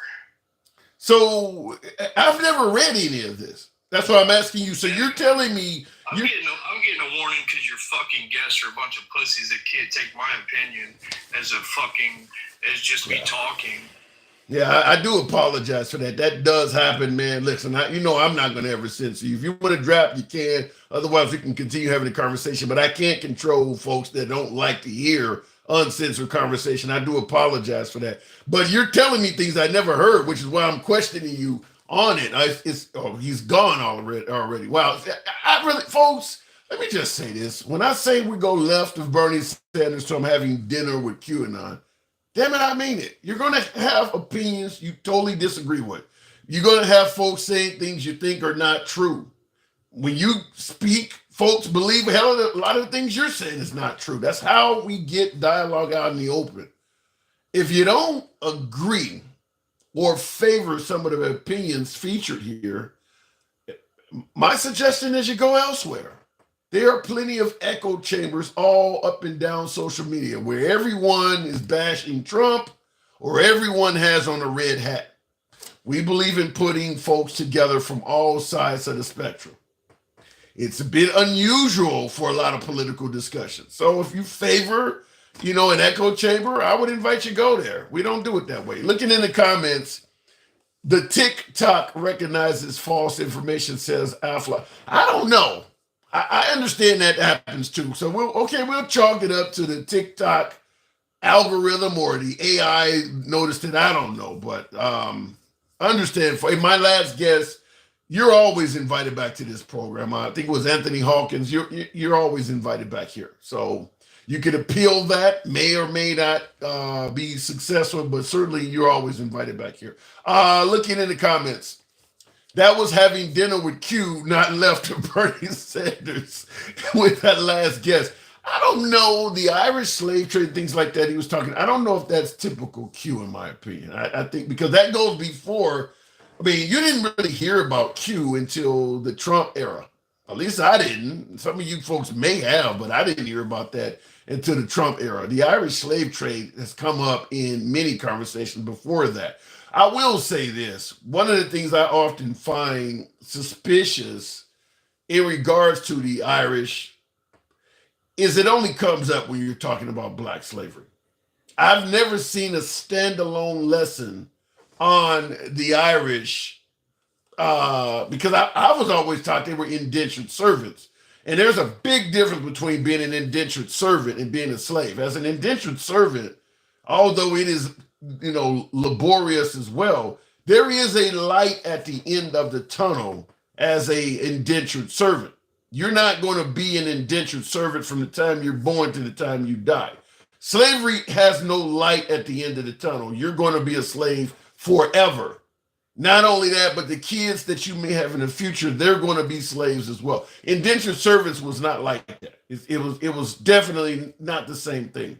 But it is a bit of concern that you only hear about the Irish in bondage when you're discussing black slavery as well. I've never heard somebody start talking about the Irish as a standalone conversation. It is always proceeded talk about black people. It's kind of like all lives matter. Nobody goes around yelling all lives matter. You will only hear it after somebody mentioned Black Lives Matter, which makes it almost like a counter slogan as opposed to a standalone topic. But maybe you folks have heard otherwise. Looking in the comments, I don't bash Trump. I just think he's for the people. He is part of the system. They all handpicked even him. Wow.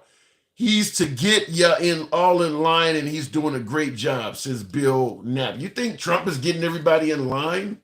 While he himself is suggesting the whole damn criminal justice system is after him, railroading them. How is he getting people in line? He was just walking out of court the other day saying that the courtroom was cold. He can't even control the temperature in the courtroom. What are you saying he's got everybody in line? I don't know where that's coming from.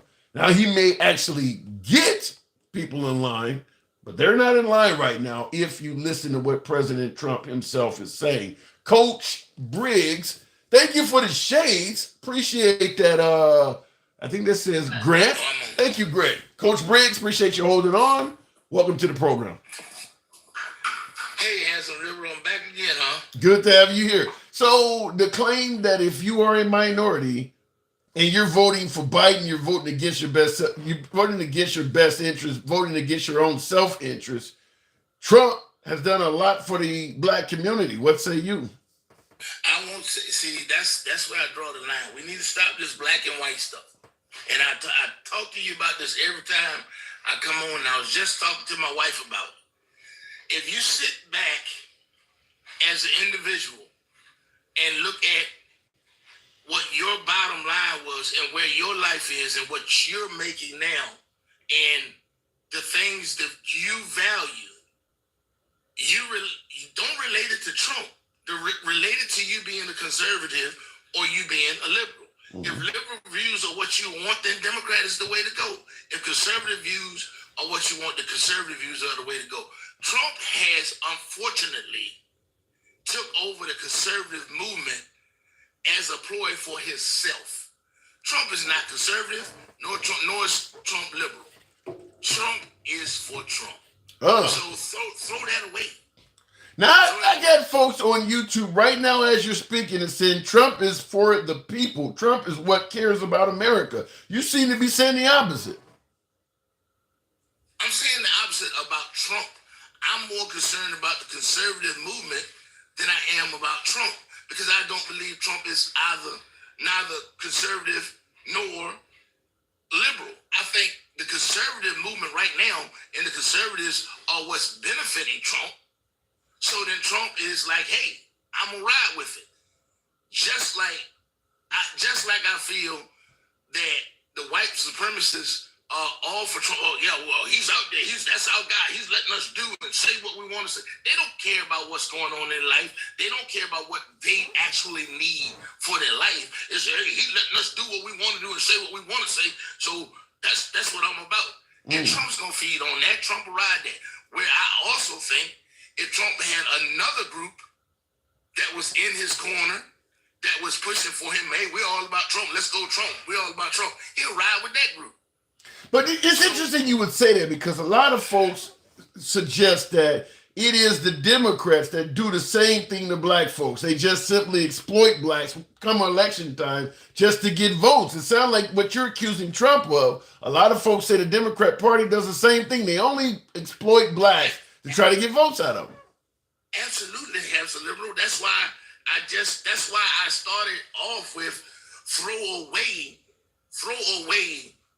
what you think about Biden or Trump. You have to live your life every day, right? Right. We talked about this before. You have to live your life every day. And either the conservative party or the liberal party, one of them is going to give you the majority of what you need for your life. But what about in terms of what's more important to you, and right now what you need in your life, and that's who you go with. But what about in terms of economy, safety? You know, we're not trying to get us out of all of these wars. Do you see any of that resonating with yourself, leaning you towards maybe Trump? Well, I absolutely do. We've spoken on this before. One of the things was the deregulations that Trump put in. At one point, some property we own was considered a wetland because of liberal policies. When Trump came in, he did federal deregulations, so a part of our property actually came back to us. There was no longer wetlands. So that's one thing. On the social aspect of it, you know, I heard you talking earlier about the 70s and the 80s. I'm 55. Okay. So, you know, I grew up around that too. Right. And the thing then was just, it was gay. You know, Yeah. You know, your boy gay or whoever gay. Yeah. Kind of, you know, it kind of made you feel different. Well, you went one way, I went the other way. I'm to the point now where they say that you can be identified as a female, Right, and participate in a female sport as a man.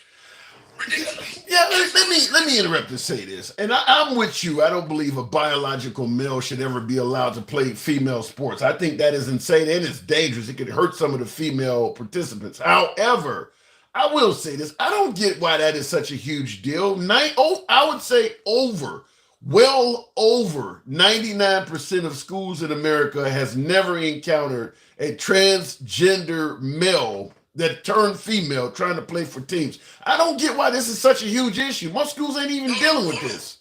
Hold on. Let me go back a little bit.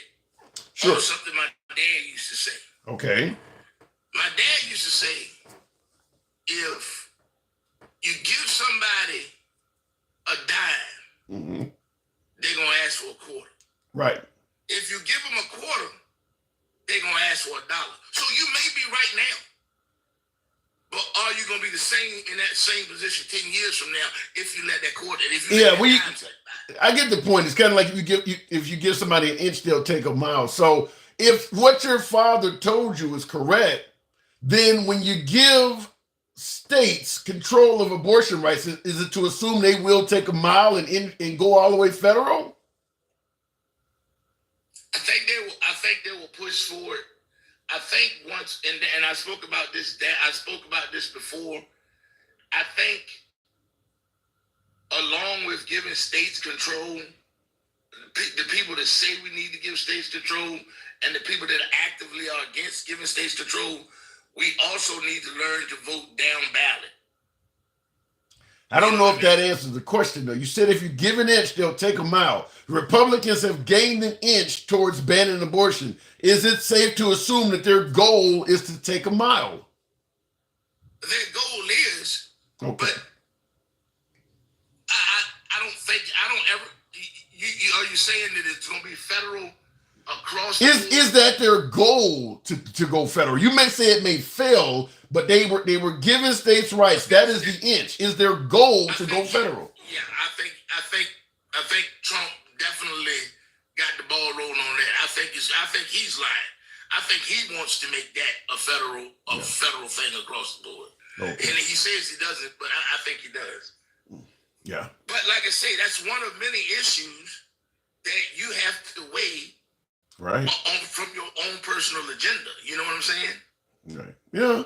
I don't disagree with that. I like the way you put that. You give them this to take a mile, and you were consistent with it. I mean, because you're presenting it in regards to the LGBT, and I agree with you that it could continue to grow. I don't think it's a major problem right now, but I agree with you 100%. It could grow, but what I don't understand is this, though. Look, go ahead. I got two things that I want to tell you that they're kind of crazy. They're just speaking points. One of the things is I'm old school, as I said, and one of my favorite shows that comes on TV is 911. Okay. Angela Bassett. Yeah, I'm familiar with it. Love the show. Okay. And they had the last episode they had. It's a guy that's on there who's a male. He has a couple girlfriends and some really deep relationships with women. The last episode the other day, they had him kiss a fellow man, a fellow worker on the show. Same sex kiss. The question to you is, why does it? Am I wrong, or does it seem like they're pushing this more and more? You know, they are. And I will tell you this, though. You and I could have had this same conversation back in the 70s or 80s when black people were first being on television. They would have said the same thing. You know, I just saw a cereal commercial with a black family. Is it just me, or are they pushing black people on us? Right now, there's a lot of interracial families and a lot of commercials, and people saying the same thing. I mean, at the end of the day, the reason why we're so divisive in regards to some of these issues you're talking about and why it seems that way, and it definitely is more divisive now than it was when we were children, is because more people have a seat at the table. When you and I were kids, the LGBT community, none of them had a seat at the table. Now you got gays, lesbians, trans. Each one of them has a seat at the table. Blacks has a seat at the table. We didn't have a seat at the table much when we were children either. Women have a bigger seat at the table. So it's always going to be more divisive when the opinion of far more groups have to be taken in consideration. They didn't used to take any damn body's opinion in consideration other than one group. So it wasn't as divisive because you didn't give a damn what nobody else thought. They don't have the ability to do that anymore now. Now you got to listen to these other groups, and that's why it seems to be more divisive. Okay, and the last thing, I'm going back to my dad again. My dad was, he went through civil rights movement and went to Vietnam, came back from Vietnam, and actually got spit on because he tried to go in a restaurant, wasn't welcome. me kicking back. But one thing he told me, and I think I may have been 10 years old, and I think it's still true to this day. He said, in this country, they're going to have the blacks against the whites until the Chinese take over everything we have. Who are they? And that was food for thought for a 10-year-old. But who are they? He was talking about both sides of the government. Oh. He said the government in general is going to play the black card against the white card until China comes in and takes everything. He said you don't ever hear him talking about the Italians versus the Japanese Americans or the Irish Americans versus whoever. It's always they used to. I gotta move it.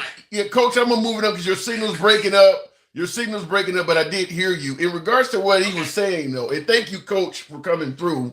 Always welcome back.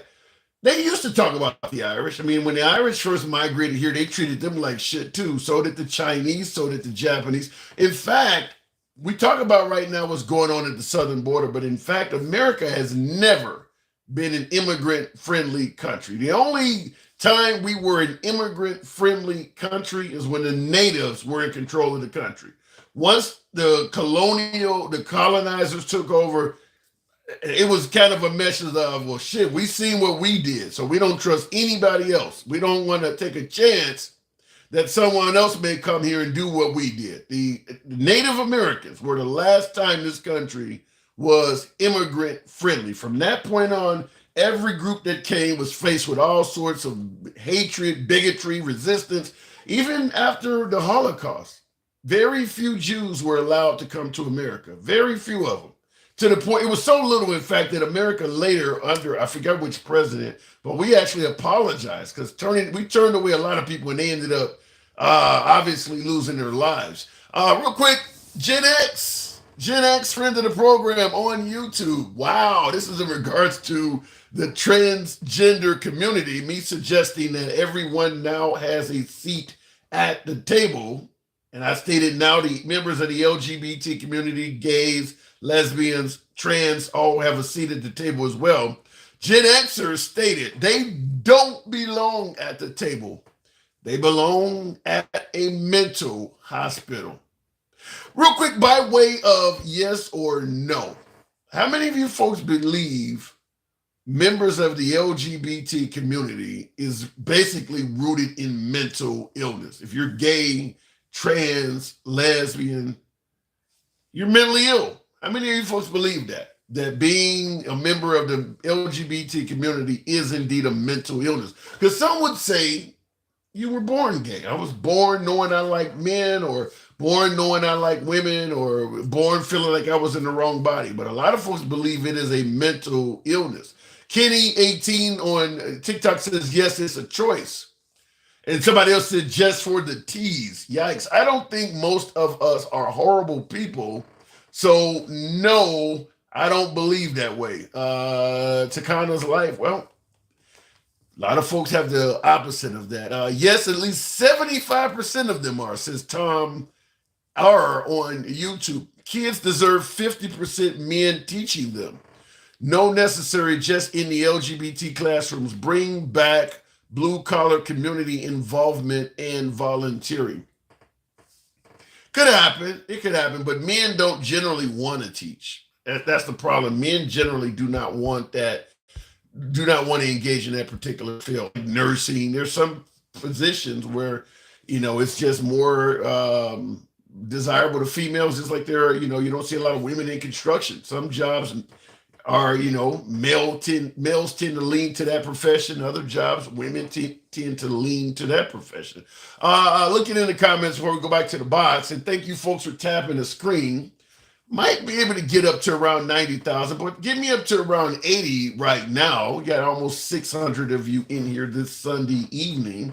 Always happy to have you here, knowing you could be anywhere else, particularly watching the playoffs, the NBA playoffs. But thank you folks who are tuning here. Show the program some love.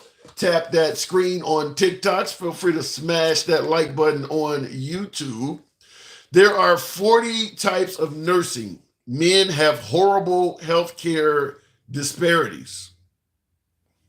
Men tend to go to the positions of leadership. Like there's not a lot of men teachers, but the principals usually be men. There's not as many male nurses, but the doctors tend to be men. So there's still some dominance going on. There really still is some dominance going on. NHL playoffs. No, I thought the NBA playoffs. The NBA is over with. Wasn't I just watching? I saw Boston trounce Miami. There was a game came on after that. That game's not over with yet, is it? My brother was gay. He was born feeling that way. He didn't like being that way. It's got to be hard. Lucky Me is the name. It's got to be difficult to be born gay in a society that views you as mentally ill. I assume there's a lot of gay individuals that deliberately engaged in a same-sex relationship just to please their family and society. That's got to be rough. Here's the example. Imagine if the norm was being gay. If it was normal to be gay and abnormal to be heterosexual. But to please your family and to please society, you got into a gay relationship, even though you were heterosexual. You imagine how bad that would be? If you're a man, you got to get married to another dude and go through the whole process, kissing and all that, even though you know you're heterosexual, but society is forcing you to be. Can you imagine that? Because that's what the gay community has had to go through. If you're born gay and you know you're gay, but you don't want society to hate you or ostracize you, and in some cases kill you, because some societies are very harsh on members of the LGBT community, then you had to go against your own desires just to please society. It's got to be rough. It's really got to be rough. Going in the comments, that's why they should leave people alone, says Scott Wood. Well, they're not going to leave them alone because they believe the LGBT images, lifestyle is harmful to children. That's what they're promoting, is that if children see members of the LGBT community, it could inspire or motivate them to partake in it. So they're not going to leave them alone. I'm just going to tell you that they're not going to leave them alone. Very similar to when interracial marriage and interracial couples was at the dawn of its beginning. Folks believed that it was harmful to children. If I have my children around a black or white couple, they may have an identity crisis, not know it. It's very similar, very similar. The resistance to interracial marriages and lifestyles, the complaints are very similar to what you're hearing now in regards to the LGBT community. Very similar. And by the way, we're now on trans. We've kind of learned to accept the gay community. It's the transgender. But the arguments against the transgender community was originally being used against the gay community and originally being used against the interracial community. It's very similar counterpoints in all three of those. If children aren't going to know who they are, for the most part, each one was harmful to children was the story. So it's very similar if you look at it. Going back to the box and tap the screen, get your boy likes up to around 80,000. You know what we asking for. Going back to the box, I see Tammy. Good afternoon, or what did I hit? So is there no limit? I don't quite get your comment. Nebula. Chris, good afternoon. How's it going, boss? How you doing today? Going good. Good to have you on this evening. I had somebody tell me directly that as a person of color, minority, Hispanic, voting for Biden was a vote against your best interest. Trump, by far, was a better choice. What say you? All right, so I am from New Mexico, originally classified as Hispanic within my family. I was raised in a Mexican family. As the minority, saw all that oppression between the blacks and Mexicans, with the superiority of the white class being the minority in the state that I lived in. Wow. Now, I was doing my research and found out within my family, I always looked at the change of demographic from being the race or ethnic group that I was in as Mexican, is in the mindset of being opposition against other people, and it turns out that my entire family line is French, white French. Now, As far as the topic goes of what you're talking about, and what everybody has said about the LGBTQ community and the mindset or it being a mental illness, Yeah. It's absolutely a falsehood on being mental illness, because just because you have the choice and you believe in that, there's still going to be oppression from anybody. Like me and my children's mother were married for 10 years, and throughout the entire of our relationship is also had in women. So does that mean that she has always had kind of mindset? Okay, Chris, hang on. I don't know if you got it's something that's going in and out. I think I kind of heard you say the time you were married, which was 10 years, your spouse also had an interest in women. Am I hearing that correct? Yes, sir. Okay. All right. So you go ahead. Go ahead. You said, so does that mean she was, I didn't hear that part. What we're sitting here talking about and saying is, there's. Yeah, Chris, I'm gonna have to drop you because you're going in and out so bad. I don't know if it almost. And now we're in the, and you're welcome back, Chris, by the way. But I had to drop you because I couldn't. You weren't legible and all that. It was almost as if kind of back in the old days where you had a phone cord that had an opening, and so if you wiggled the cord. I mean, I'm assuming he's not talking to me on a corded device anymore, but that's what it sounded like because it wasn't signal related. It was just up and out. So anyway, we'll continue moving on. They don't like these topics, says Johnny. Who is they? 40 says, was a good conversation. My phone is messed up. All right, Chris, appreciate you. That's what I was hearing. You were going in and out. I'm assuming sounded like you were on a corded device the way that was happening. You want post blacks for Biden because you scared, says Zeus. Scared of what? You won't post blacks for Biden because I'm scared. I voted for Biden. What the hell are you talking about? Look, folks, when I tell you the program is and always will be MAGA friendly, and I also tell you we go left of Bernie Sanders from having dinner with Q. Now, that means every opinion gets stated here without any fear of being blocked, banned, or censored by the host. Where does the part of your scare come in?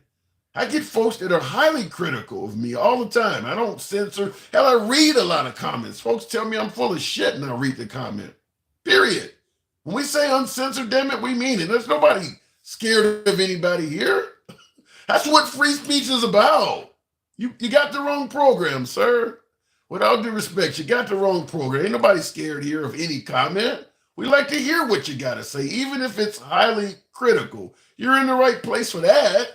You're not in the right place for fear. Looking in the comments once again, though, that means mind your damn business, people, and leave him alone, says Dina Clark. I like that.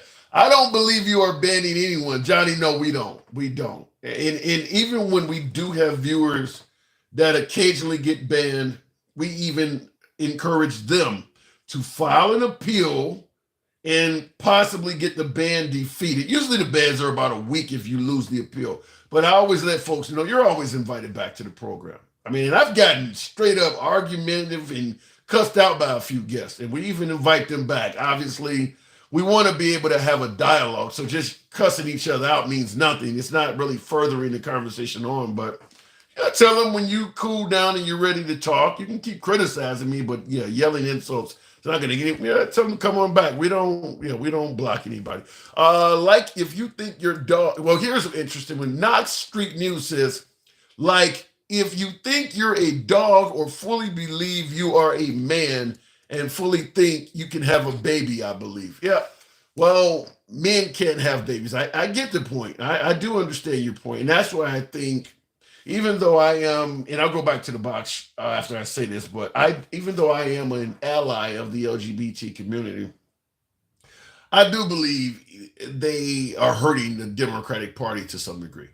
Even though what they're doing represents a very small segment of America, it's easy to blow it up and make it look huge. Like for instance, I also mentioned, while I don't favor what Biden is doing at the border, I think Biden hasn't done a good job at the border.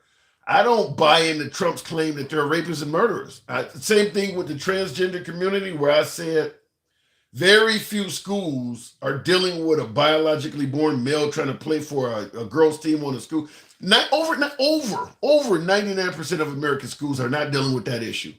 And it's the same thing when you look at folks crossing the border and people say, look, they're coming over here and killing America. That is a very, very small issue. If it was bigger, you would have all sorts of murder victims that lost their lives at the hands of an illegal immigrant. And if you notice, because folks on the right, that's their job, is to find that, because it helps out their agenda, which is securing the border and promoting right-wing issues. If there were a lot of illegal immigrants coming in this country and raping and murdering Americans, it would be all over right-wing media. But when you turn on right-wing media, you get the same victim over and over again, like the girl who lost her life, the nursing student down in Georgia. That happened a few weeks ago. That's still coming up. You got allegedly 10 million illegals in the country, and you got to keep playing the same victim over and over again. There should be people getting murdered every damn where. You should have to show the same victim over and over again, unless you have a very, very steep shortage of immigrants or victims. Do you think there will be a presidential debate, says T. Bizzle? No. No, I don't think that Biden will debate Trump. And I'll go back to the box, but just to state real quick, I don't think there's any upside to it. I mean, let's face it, Trump is going to win the debate against Biden in the eyes of MAGA. And in the eyes of the liberals, Trump is going to be a buffoon. I mean, we know Trump is not going to follow the natural order of you speak, then I speak. I don't think even MAGA would think that that's going to happen. He's going to overtalk Biden. If you favor Trump, you're going to think the points he overtalked Biden on were good points and he made good sense. And if you support Trump, you're not going to give a damn that he didn't let Biden speak. And Biden is likely to stutter and potentially miss a few words, which isn't going to make him look good either. So you combine the fact that Trump is talking over him and he's misspeaking on words, he looks like crap. Why would you go out there and even do that? And last but not least, it doesn't matter if Biden gets out there and speaks perfect English and Trump speaks perfect English. Who the hell is going to change their vote at this stage in the game? The ideology of these men is so vastly different at this point. You're either going to vote for Biden or Trump. I don't think there's hardly anyone that's on the fence. So I don't see the purpose of the debate at this point. I just don't see it. All right, going back to the box. Tammy Green, good afternoon. Welcome to the program. I'm changing my vote for a box of Pooyarts. Okay, good luck on that. Why do people act like presidents are gods? We, the people, are the most powerful. Wake up. Crazy J504. Some folks may not like what I'm about to say here, particularly my beloved MAGA. And I don't know what happened with the box, but we'll go back in a minute. Democrats do not treat the president like they're gods. Right now, that's happening on the Trump side. In fact, I personally went to a Trump rally about 5 months ago. I was at a Trump rally, and the guy told me to my face Trump was appointed by God. I don't think I've ever heard anybody say that Bill Clinton, Barack Obama, or Joe Biden was appointed by God. The liberals don't talk like that. I've seen pictures of Obama with Nelson Mandela or with Martin Luther King tapping him on the shoulder. I have seen pictures of that. Trump, it's Jesus tapping him on the shoulder. There are actual pictures of Jesus kneeling to Trump. The liberals don't do that. So when you say that we don't believe politicians are gods, I think that's happening more on the right than it is on the left. Now, it's about KD says they worshiped Obama. That's different. They worship Taylor Swift. They don't view her as God, though. A lot of celebrities get worshipped. They worship the Beatles, but they didn't say the guy came straight from the group came straight from God. It's different. And I do believe when you start talking, and not to mention there's a hell of a lot of liberals that are not religious anyway. The religion, the stronger religious base is on the right. So when you start talking about, viewing politicians as God, that's happening predominantly with Trump. It wasn't happening with George W. Bush, George H.W. Bush, or Reagan. That is happening predominantly with Trump, that people are suggesting that he's something like God. I haven't heard that before anywhere. All right, let me try to box again. I don't know what happened with Timmy. Joe Burrow has God throwing arm. That's different. Jason, good afternoon. How you doing, man? I'm doing good. You see what's on the monitor behind me? I'm sorry? You see what's on the monitor behind me? Yeah, I see that. What do you say about a statement like that? I mean, everybody's allowed to vote for who they want to. You know, that's why we live here in this country. That's, you know, part of our rights. You know, we're allowed to have opinions and all of that. But I will say that it definitely is not in any black person's vote for Trump, straight out. Why not? Well, I mean, let's be honest. When we look at what he's actually done for black people, it's always, you know, some bullshit attached to it. You know? Give me an example. Go ahead. Give me an example. What do you mean? Just like the HBCU deal. You know, all Trump supporters want to, that's the first thing they want to say. Oh, he gave the, you know, black schools and this and that and the other. No, he didn't. He didn't, because he never signed it. You handed me a check with no signature. Smoking mirrors with Trump, man. You handed me a check with no signature on it? Yeah, it's all smoke and mirrors, man. You know, just like when they say, what was it? Oh man, I was in another room and I heard them. They were talking about. I can tell you one myself. I just heard today the Trump stopping at Chick-fil-A to order 30 shakes with those black folks. Apparently, one of them was a worker for Candace Owens and had met Trump before and was part of the Republican think tank. I mean, it was like somebody who didn't even work for Chick-fil-A. But go ahead. The sign behind you by itself is smoke and mirrors. The dudes that be behind him holding up the sign "Blacks for Trump," they paid actors, bro. Wow. You know what I'm saying? Yeah. It's smoke and mirrors, man. It's smoke and mirrors. Too many people done hit the nail on the head. Trump is about Trump. That's it. That's all. I got a lot of folks who would tell you Trump actually is for the common man and what is best for this country. I mean, okay, so why when Trump, if he's for the common man, why did his big tax break for all of these, all for the people? Why did only large companies really benefit from it? Well, we got Amazon claim what, like 226 million or billion in revenue, pay not $1 in tax. Well, but here, let me play devil's advocate and go on the other side. He gave us regular citizens a temporary tax break, gave the corporations an indefinite tax break so that when our tax break expired, with them receiving a tax break, that would allow them to create more jobs and benefit us from now on. So how about give us a real tax break? Nobody I know made more money under Trump. The only people that always bring that up and say, "Oh, well, my checks were bigger and blah blah blah." The people that made over $200,000 a year, because those were the only real benefiters to Trump's tax plan.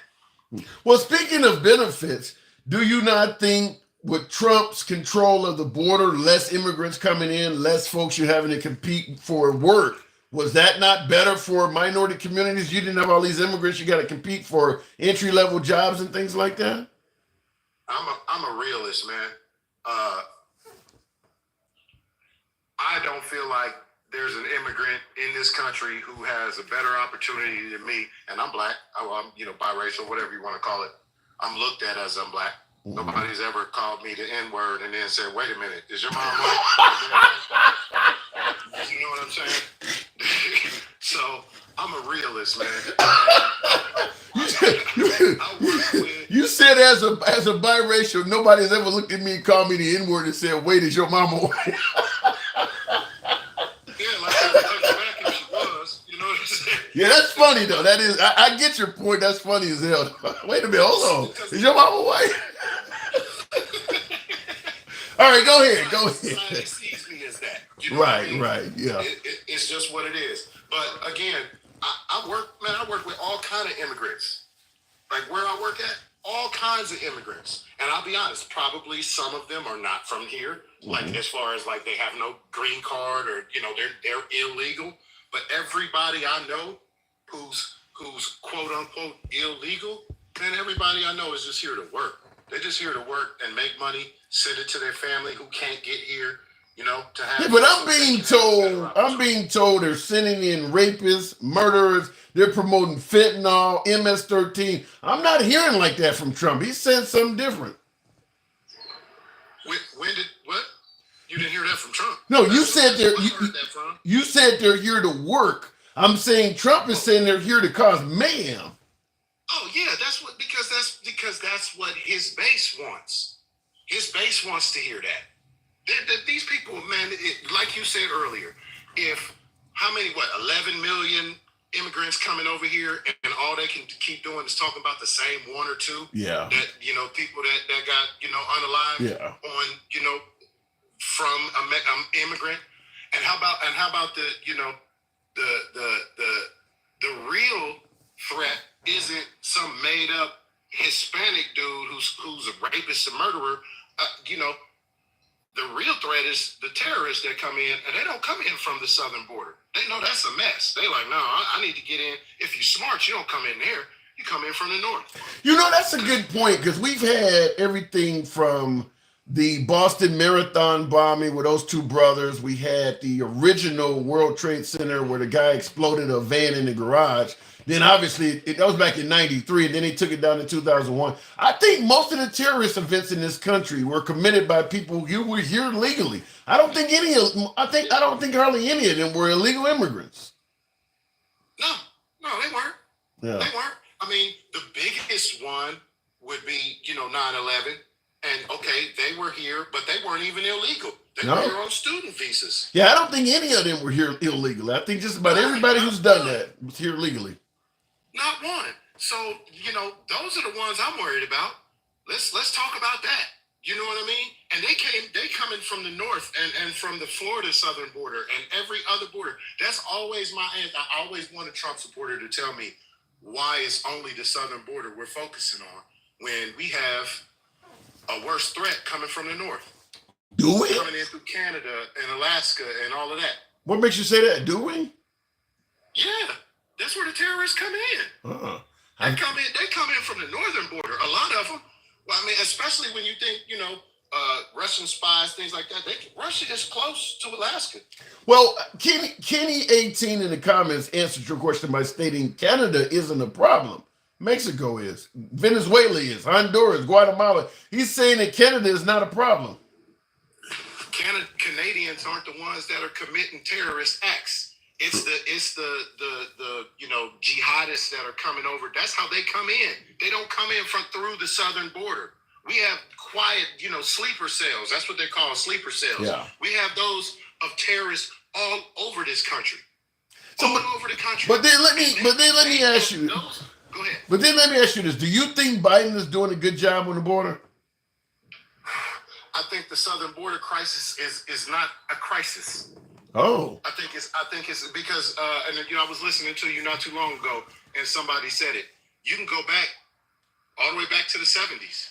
I remember Reagan talking about the southern border crisis. I mean, I'm only 40, I'll be 49, but I still remember the 80s. I remember Reagan talking about the border crisis.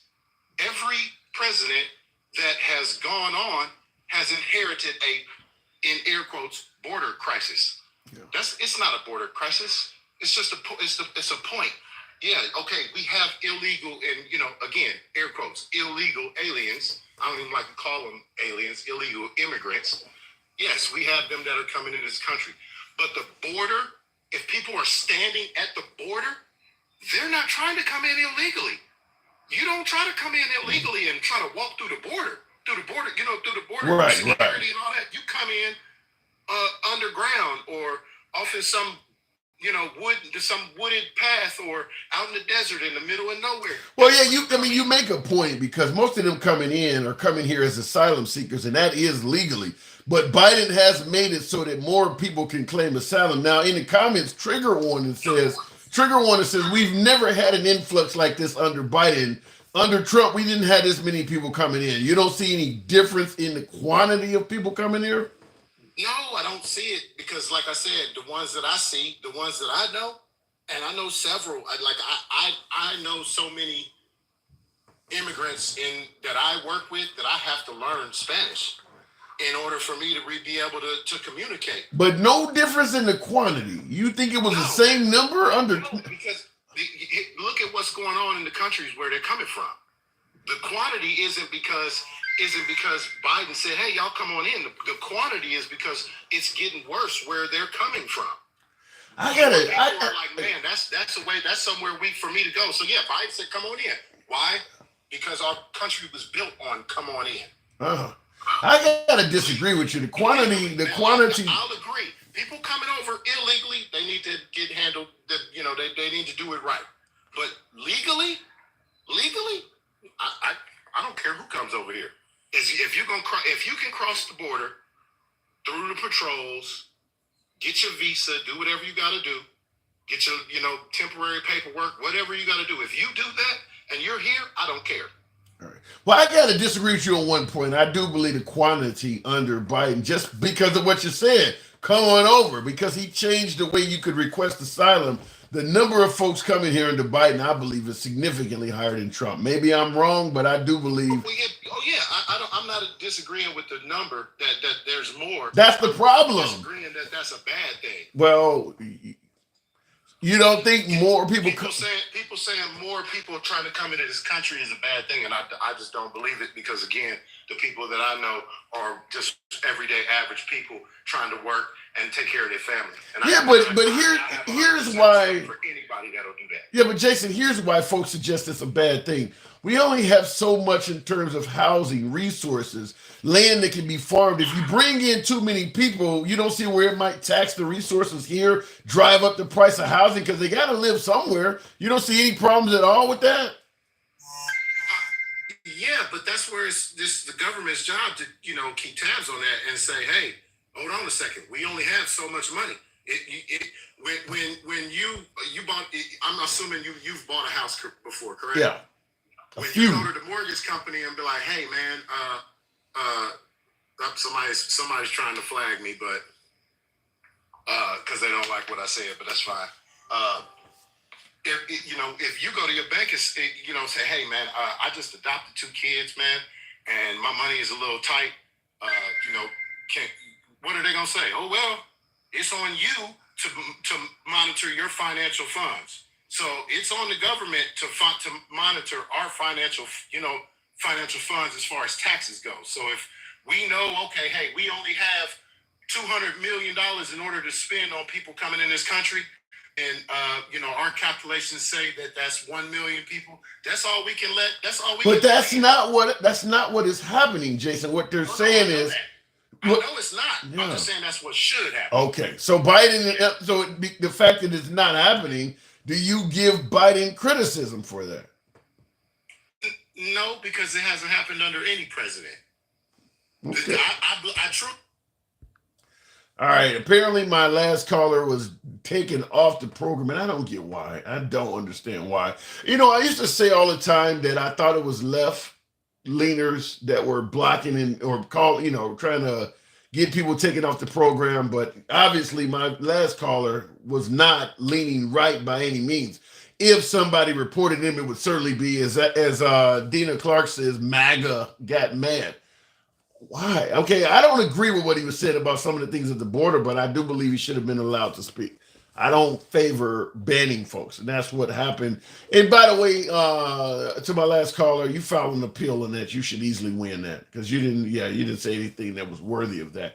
Going back to the box, Tammy Green, welcome to the program. We are not required to pay for thorough, and that's what I was going to tell him, is that he was saying the government should be to keep it in tabs and things like that.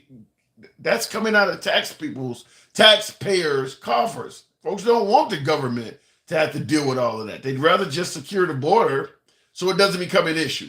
I was going to push back and say that, but my last caller dropped out of the program, and it looks like Tammy, the box, is having a problem bringing you up. Dr. Love Sends you lots of love and good wishes, says Donald. Thank you. First choice, Dr. Love, one of my favorite disco tunes from the late 70s. Dr. Love, I like that. Anyway, that's what MAGA does in every single live I've ever watched. Honestly, sick. Says Imagine That 12. I enjoy talking to MAGA on a daily basis. I don't generally get it a lot here. It happens very infrequently. I mean, I've run every day, by the way, folks. So you folks who may be tuning in for the first time, Monday through Friday is when we generally meet. The numbers are generally bigger than this, too. I normally have about twice as many viewers on TikTok, maybe twice as many that are currently watching on YouTube as well. Monday through Friday, 1 p.m. Central. As I say, we go left of Bernie Sanders to having dinner with QAnon. We don't block, ban, or censor. Cheer Bear NZL. The whole world's going to crap.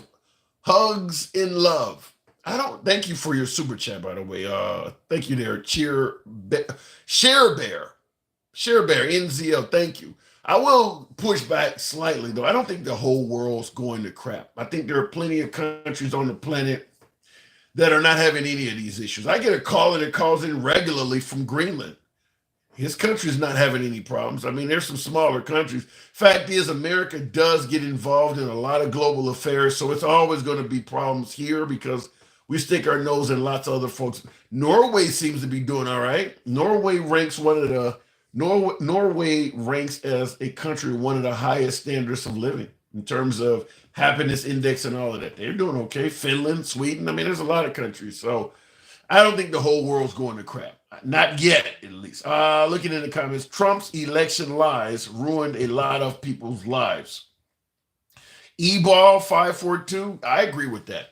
Whether you think Trump won the election or not, whether you think what he said about the 2020 election was true or not, it has ruined a lot of lives. If Trump had have taken the route of, say, Al Gore, fought, lost in court, and just gave it up, a lot of people that are dead or in prison would still be doing okay now. Not to mention all of the huge financial toll that has been bestowed upon Mike Lindell, the My Pillow guy, or Rudolph Giuliani, or all of these lawyers that have lost their law license. I mean, a lot of folks paid a heavy price following Trump in regards to the election. If he had just lost the election, even believing it was stolen, because I see in the comments, Owen says he did win. Okay, let's say, for instance, he won, but exhausted his appeals in court, walked away thinking, yeah, damn, even the whole damn Supreme Court is helping Biden cheat, and just left it at that, which is what most American citizens do when they lose in court. If somebody takes your house from you, takes your car from you, insults you, assaults you, or anything else, and you take it to court for relief and you lose, you have to swallow that. That's what most Americans do. They don't do what Trump did. And when most Americans do that, generally the issue stays at that point. But because Trump continued taking it into outer space, folks have lost everything. They've bought the farm because of it. He could have walked away from the Supreme Court being pissed off, promised that in 2024, I'm going to come back again. I'm going to drain all of these motherfuckers. I'm going to drain the swamp completely this time, including some of these crooked judges, and just came back and tried it again. But because he acted a fool on the offseason, he may not get to play for the team when the season begins. He didn't have to do all of that. And by the way, at the end of the day, him claiming the election was stolen and that he won hasn't accomplished anything. They haven't changed any ways you vote, really. Obviously, he won't be reinstated as the winner of 2020. That's never going to happen. Nothing good came out of it. It's been 100% bad. It's been 100% bad. And that's what Al Gore has stated was the reason why he left it as is. He, too, believed that he won the 2000 election. But he stated that he felt it would not be in the best interest of the nation to keep fighting it. But he do believe he won in 2000. Trump believed he won in 2020, and he wouldn't let it go. And look what has happened. Look how bad it has turned. Just for MAGA, who still believes Trump lies, says Dina. I do agree with that as well, that the only group of people that believe Trump won in 2020 is MAGA.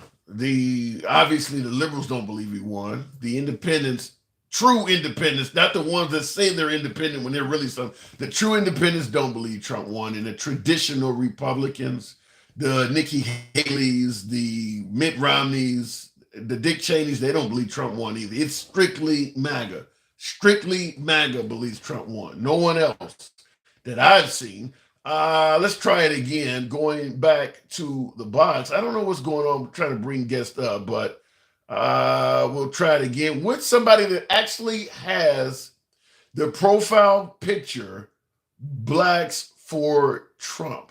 Black Eagle Patriots. Good afternoon. Hopefully it comes. If I really, there we go. Black Eagle Patriots. Good evening.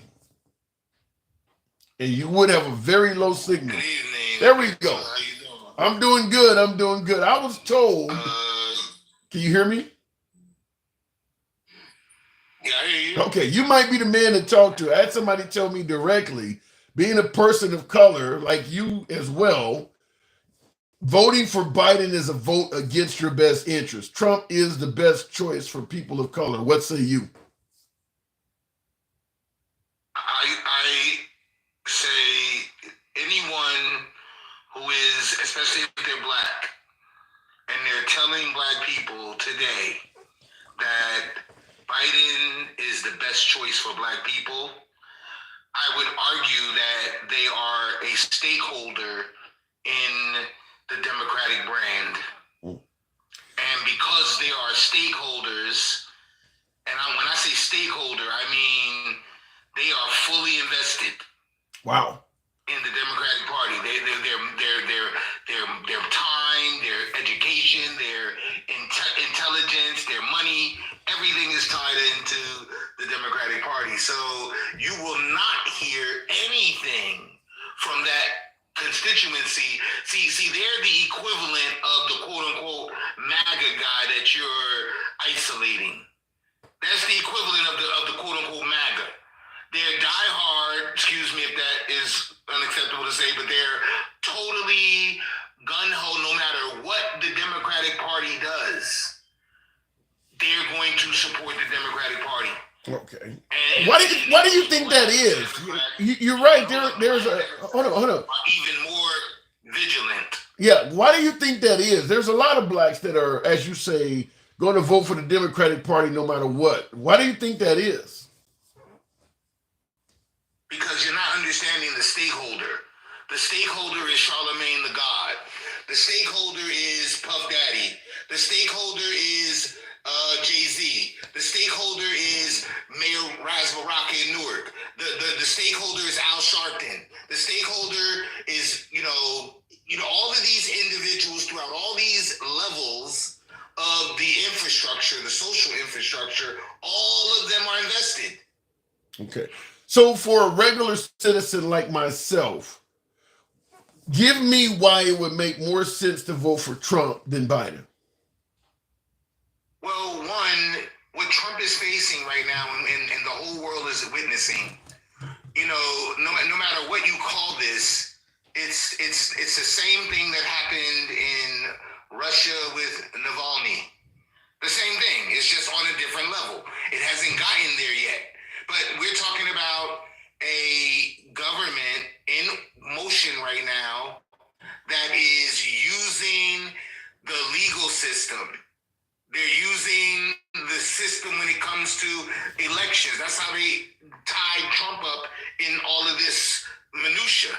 Yeah, but hold on. You're giving me that Trump is being victimized by the system. I understand it, but I'm asking from a black perspective. Hold on. Hang on a second. We're talking about in regards to blacks, not why Trump is being victimized. I want to ask you, the conservative Democrat, and by the way, thank you for the YouTube, or better yet, the super chat on YouTube. Conservative Democrat wants me to ask you, what did Trump do specifically for black people? See, this is where the conversation, you throw a curveball. Your curveball is trying to divert the fact that for black people, the persecution he's experiencing, we know that all too well. And we know that persecution. We can see it. We can read it. So if nothing else, linking with Trump and linking with MAGA shakes a bigger monkey off of our back. That monkey of the legal system that has been dragging our people. We have a fight against that system. And until we align ourselves with individuals who can, now we have something in common with not just Trump, but all of the MAGA movement. You're not answering the question though. You're black Patriot or Eagle Patriot. I asked you, what did Trump do for blacks? You're essentially saying because he was victimized by the system, like blacks, that's what. Your question, your follow-up question was the curveball, brother. Your follow-up question was the curveball, because now you want me to make the case for what Trump has done for black people when that is not the reasoning I'm giving you as to why we should be linking with him. So has he done? So because what you want to do is you want to try to convince us as a people that, oh my God, he's done nothing for us, and then you add that point on to the quote unquote, rhetoric of him being, racist. Then what you do is you effectively continue the manipulation of our people and our thinking. So what you someone said he's been to prison. I don't know if the man's been locked up, but so what you're essentially saying is because it's a curveball, you're not going to answer it. No, I will answer it. Let's do that. I think what Trump did for us during his 4 years, whether or not and people are going to look at the numbers and I think we did fare better economically as black people. Trump also created, along with Tim Scott, the urban enterprise zones that our people benefited from throughout the country. Also, the investment made in the HBCUs, working in collaboration with Scott. These are some of the platinum plan, even uttering to the world that he's willing to sit down and put together this $500 billion platinum plan for our people, specifically African Americans. We haven't heard that rhetoric coming out of the left. We haven't. So when you try to say he's the antithesis of anything that our culture, I disagree with that. I think he's being caricaturized a certain way by the stakeholders who are pushing the Biden flag all the way into our throats. That's just what's happening. Okay, well, to retract the curve, and by the way, the HBCU thing, I've had viewer after viewer on tonight that says that actually is not true. He did not allocate money to the to the historically black colleges and universities, HBCUs. He didn't. Of course they're going to say that, but if you go to the WhiteHouse.com site and look at the Trump accomplishments page, you'll see that it's clearly there stated. This is the White House. I believe facts and data, first-hand sources, not second, third-hand sources. So what I'm saying is, if you just if you understand what is happening and you see the fact that they're trying to steer the herd into a different direction, they're trying to steer the herd. That's what the left always does. They steer us. Well, Steve, you can literally say the same thing. What have they done for us? You know what they've done for us? They put more of us in prison. The Democrats. Steve W. Okay. Steve W. kind of echoes your sentiment. Steve W. in the comments says Trump actually took meetings with black community, got busy on their ideas. What I wanted to also mention to you, you mentioned that Trump is resonating with the black community because he too now is being victimized by the system, which would lead me to ask you, before Trump was being victimized by the system, was he helping out blacks that were being victimized by the system before him? Trump gets beat up behind the Central Park situation, Yeah. not realizing that every single New Yorker wanted justice. Central Park is huge to the Upper West East Side communities. Okay. It's huge. It's one of their safe havens. And when that safe haven was, violated, yes, everybody wanted. We just wanted quick justice. Right. So he took out a page about them. But when you really look at the reality, when every single politician back in that Trump era was running for office, Trump was giving them money. Trump, Al Sharpton went to Trump. Jesse Jackson went to Trump. Oprah, Trump. All these people went to Trump. So let me, you make it. All of a sudden, when you asked what he was doing for us, he was doing a lot of stuff. Go Google his involvement. We always talked about Trump. You raised an interesting. Okay, you raised an interesting point during the era when the crime happened. I believe it was a rape and murder that led to the Central Park 5. I believe you're correct. Everybody wanted justice when that happened. But once they were exonerated and it was proven that they were not guilty, do you believe Trump should have apologized? Because he took out a full-page ad. Nobody else did that. You know what that's like saying? No. You know what, God, when we come to God, that's why I believe. That's why I'm a believer. When I came to God, and God now is ordering my steps, I've shaken off that past person I was. That past person I was has been shaken off. That's why it's called being born again. You're born again now. So as a newborn now. Okay, I'm filled with the light. Wait. So Trump should not. Do you think he sat back and went back to every, that it was? No, he just moved forward with the good news. You called for hold on, wait a minute. You called for somebody to be hung. They were exonerating the responses. Well, I'm not going to apologize. Let's just move on like I never said it. I mean, he called for them to be hung. You don't think he should apologize at all? Huh? You just said no.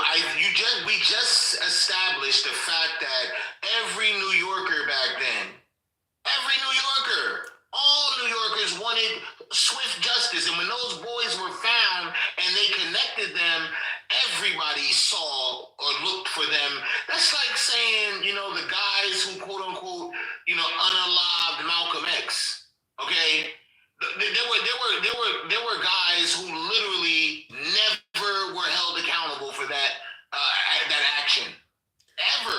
Here's the issue I have. That's like saying Here's the issue I have. Even if what you're saying is 100% true, where everybody wanted justice, and I think there were people back then that thought those boys were getting railroaded because they were interviewed without their parents and interviewed for hours on end. But let's say what you're saying is true, where everybody wanted justice. The issue is once it became clear that they were wrong, to say, well, I'm not going to apologize because everybody else did the wrong thing too. Where's the leadership in that? Yeah, everybody else wanted justice as well, but now you're part of a group that was wrong. Why not be the better man and step up and say, I was wrong about that? Okay, so there is a politics to quote unquote apologizing to people who in essence really don't want an apology. They just want you to show culpability so now they can drag you through the mud for the rest of your eternity. And some people choose, and this is unfortunate. This is an unfortunate byproduct of capitalism. It really is. That's like saying if Puff Daddy, came out and said, you know what, I'm sorry for all of the things I did to you guys, in my run as a mogul. You're saying to me that that's enough to satisfy? No, it's not. You know why it's not? Because every single one of those people that were violated, quote unquote, by him, from their perspective, would want compensation. Black people want compensation for slavery today. Okay. So even though... Do we not, as a people, the majority of us want reparations? I don't know what percentage. There are people who want reparations, but I don't think it's the majority of blacks calling for reparations. But I will say this, though. Your statement... You don't think it's the majority? If the majority are already on the left, you're telling me you can't make the logical connection objection to say that leftist thinkers would want to have reparations if they're leftist blacks? I think they would take it, but the majority of blacks ain't even talking about reparations. I think they would take it if you gave it to them, but they're not even talking about that. I don't think that even comes up when most blacks get together politically. It's just not a big topic.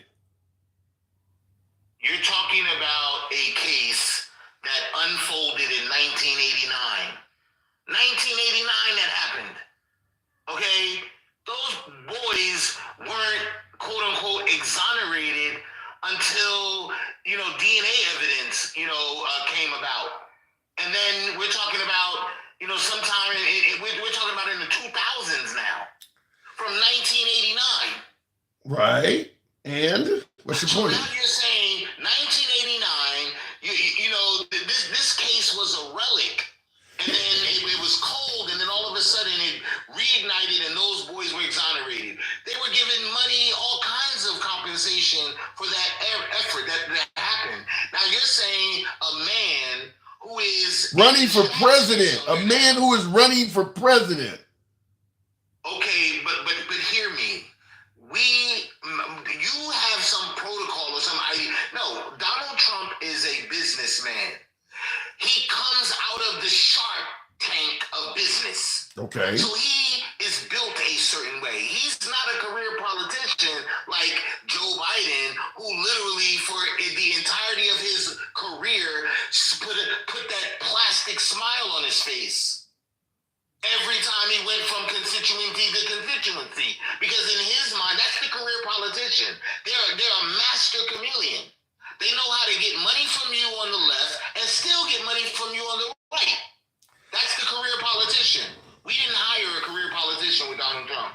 Okay. I don't know how, let me hold on. I don't know how you would think, even though the man has never held political office, to rise up to the top echelon as a real estate mogul in a city like New York, where you got to deal with the mob unions and things like that. He's a politician. He may have not held office, but you don't get to his level in a city like New York without politicking. The man is a politician, whether you want to give him the label or not. So let me hold up. Let me push back. Please do. Okay, because basically I'm giving evidence to suggest that he comes from a mindset where he is going to figure out how to come on top of every situation.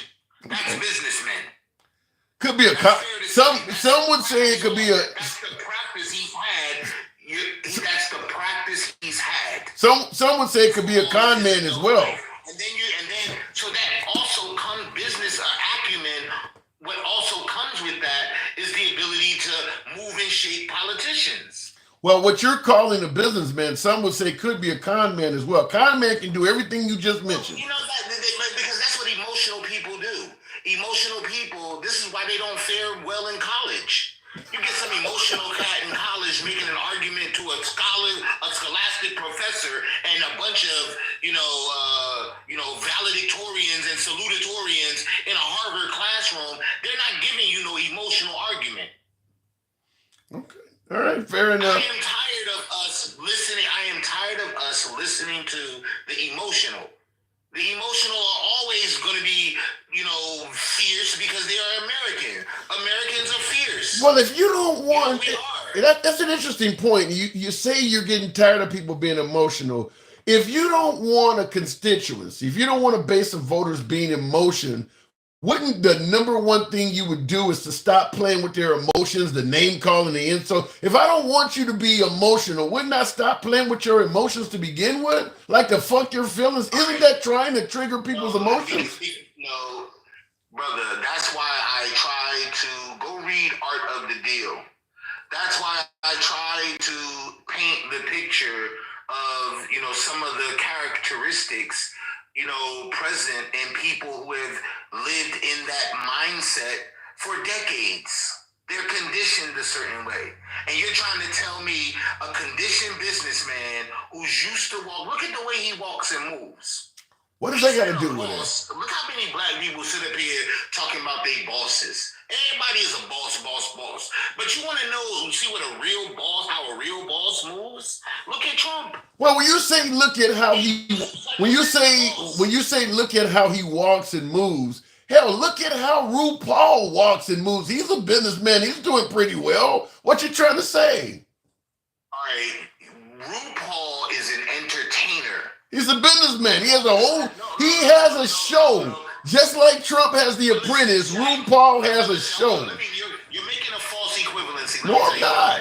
Shaq told the story about when he did not finish his college degree when he made his first millions. And his mother kept telling him, baby, you got all these money, but you ain't got the degree. So he goes back to school and gets the first bachelor's degree. Then he said when he was talking to his agents and all of the people that were working with his agents, he got tired of them coming up to him and saying, you can't understand what we're talking about. Let me talk to your agent. So you know what he said he did? He said he got a degree in business. He said he got his master's degree in business. And then he said he started to go back to those same people and say to them, okay, now you just talk to me. And when I'm ready for you to go talk to anybody else, I'll let you know and I'll direct them. Education is important, bro. All right. It's important. So stop trying to make you. What we're doing is we're listening to a bunch of emotional lights in the black community who are being directed by the stakeholders in the Democratic Party, all of the stakeholders. So listen to Charlamagne the God on the Breakfast Club and DJ Envy, and listen to the way they indoctrinate the black community into the mindset of being liberal. Well, speaking of listen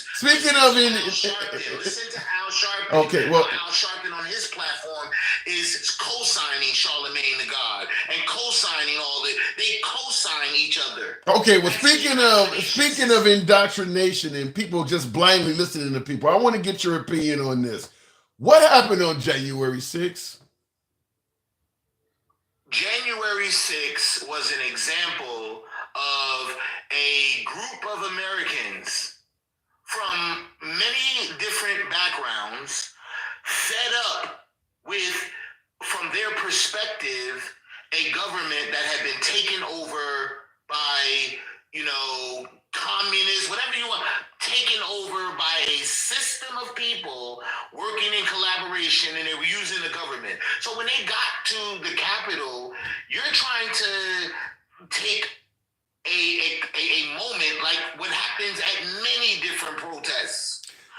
Protests in the black community led to rioting and looting. So was any crimes committed there that day on January 6th?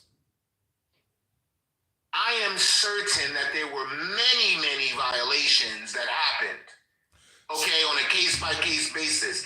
But to try to say that was engineered by the president, and if you look at his timeline and things that were spoken, all time-stamped, it doesn't make sense. So what do you think? That's the point. What do you think Trump means when he says January 6th was a love fest? It was a good day. What do you think he means by that? I think what he's saying is, yes, there's the good, the bad, and the ugly. He didn't say nothing about bad and ugly. He hasn't said nothing negative about January 6th at all. He didn't have to say it like that. I'm breaking it down for you. You're breaking it down for me based on what? Because he saw Americans come together to support a cause. Okay. That's a good thing. You saw January. What happened in the end, Americans got together and for a cause. So you saw get together for anything. You saw January 6th as Americans unifying for one cause. Listen, anytime, and this might sound controversial because this is my own perspective, and I'm going to use black people to be specific, okay? See, I'm dealing with double consciousness. That's what Du Bois talked about in The Souls of Black Folk. Oh, my. We're constantly looking at the world through double consciousness. So one consciousness is saying, yo, I'm down with y'all. You need to go. That's what one consciousness is telling me. And I grew up all of my life with that one consciousness, totally inundated to black consciousness. Wanting to be down, having my black card. But then there's another consciousness that I have that says, wait a minute, I am a specimen in a microscope that many different people are looking at constantly. And so because I'm there, I gotta be stellar. I gotta be erudite. That's what King did with SCLC when Claudette Colvin. All right, we don't want to. You don't have to. I do got to move it on. You've been an interesting caller, but last question I do have to ask before I move it on. Because somebody asked this in the comments, so I'll pass that on to you. What do you think of Black Lives Matter? Someone wanted to ask you. I think if Black Lives Matter, let's first say, I don't think there was no integrity with the leadership of Black Lives Matter. Let me start by saying that. There's no integrity. When you're going to get involved, that's why I don't follow Al Sharpton anymore. Like, when you are taking on the people in any capacity, you have got to have the moral law on your side. You got to have the moral law. You can't go around trying to, clean people up when you don't have the morality on your own side. Okay. When Black Lives Matter compromised their morality and they compromised the moral law by taking money that should have been directed to where you couldn't give me the money that they gave. If Trump was to give me $100 billion of that $500 billion platinum plan, every single dime of that money would be invested in the community. You know why? Because I would go right in the middle of the community and I would have a powwow with everybody in the community and we would talk about how we're going to spend this money. Talk about it. We would commune about it. These people that are leading us, they're getting all the money because they're signing the check behind closed doors. So is that the only? But now I will say this, being candid myself, I've been to 2 Black Lives Matter rallies or protests or whatever. There was no talk about fascism, collecting money. None of that stuff happened I would submit to you, most Black Lives Matter gatherings, nobody's collecting money there. That was something that happened from folks who felt sympathetic to the cause, donated money, and the money was mishandled. But most Black Lives Matter gatherings is about addressing, inequality, police brutality, and things like. Nobody's collecting money at those things. So what else do you think about them? I said, one, where we're concerned, good, the bad, and the ugly. The good. Black Lives Matter was a powerful a powerful social construct. What was the purpose? Were they necessary? Absolutely. Okay. All right. So that's the contradiction. They're absolutely, you know why they were necessary? Yeah. All right. You gotta go, man. Yeah, I gotta go. All right, appreciate it. Give me a second, though. I'll try to come back up. All right, anytime. Wow, that was interesting, folks. That was interesting. Somebody said the police. Oh my God. I see you guys are hammering him in the comments. Somebody said he's getting evicted. Look, like I said, folks, I do believe in free speech. Me and the last Carl obviously probably didn't agree on the damn thing other than we both black, but he has a right to speak. And as you see, when I say I don't block, ban, or even censor or limit time of different opinions, I mean it. So a lot of folks on my TikTok audience, and by the way, tap the screen, get me on up to around 115,000 likes. Still almost 700 in here. Thank you. So do appreciate that. But yeah, when I say we don't block, ban, or censor, we mean that. So we believe in free speech. My YouTube audience, I think, leans a little bit more right than my TikTok. My TikTok audience used to be predominantly MAGA. I think that has changed significantly, but I appreciate you folks on YouTube as well. By the way, smash that like button. Black Lives Matter makes a big deal out of saying that, yet if you say all lives matter, they're ready to fight. Gail, I do agree that there is some hostility towards yelling all lives matter, but I will tell you this. The folks yelling all lives matter don't like Black Lives Matter. The phrase all lives matter was only created as a counter to Black Lives Matter. You will never see somebody walking down yelling all lives matter. You will only hear it after somebody yelled Black Lives Matter. So while I don't support anybody wanting to fight over a simple phrase, understand the people yelling all lives matter, that is basically, I don't want to say a dog whistle, but it's code for we don't like you. That's all it is. It's code for we don't like Black Lives Matter. That's why they're wanting to fight you, because they know you're saying it out of disgust. I mean, since Black Lives Matter has kind of taken a back seat now that there's not a lot of major police issues coming up, you don't see anybody yelling all lives matter. All lives matter is not holding any rallies or posting any signs. They won't come up again until BLM comes up. So that's why you're getting the hostility, is because all lives matter is code for we don't like BLM. So is Blue Lives Matter, by the way. So is Blue Lives Matter. Looking in the comments, yeah, but all lives do matter. Yeah, Michael, I agree all lives matter. I do agree all lives matter, but I don't think it takes in consideration the real meaning of the message. I mean, historically, it is a fact that you could do something to a Black person and not face the same level of justice as if you've done it to a non-Black person. Some cases, no justice at all. That's an actual fact.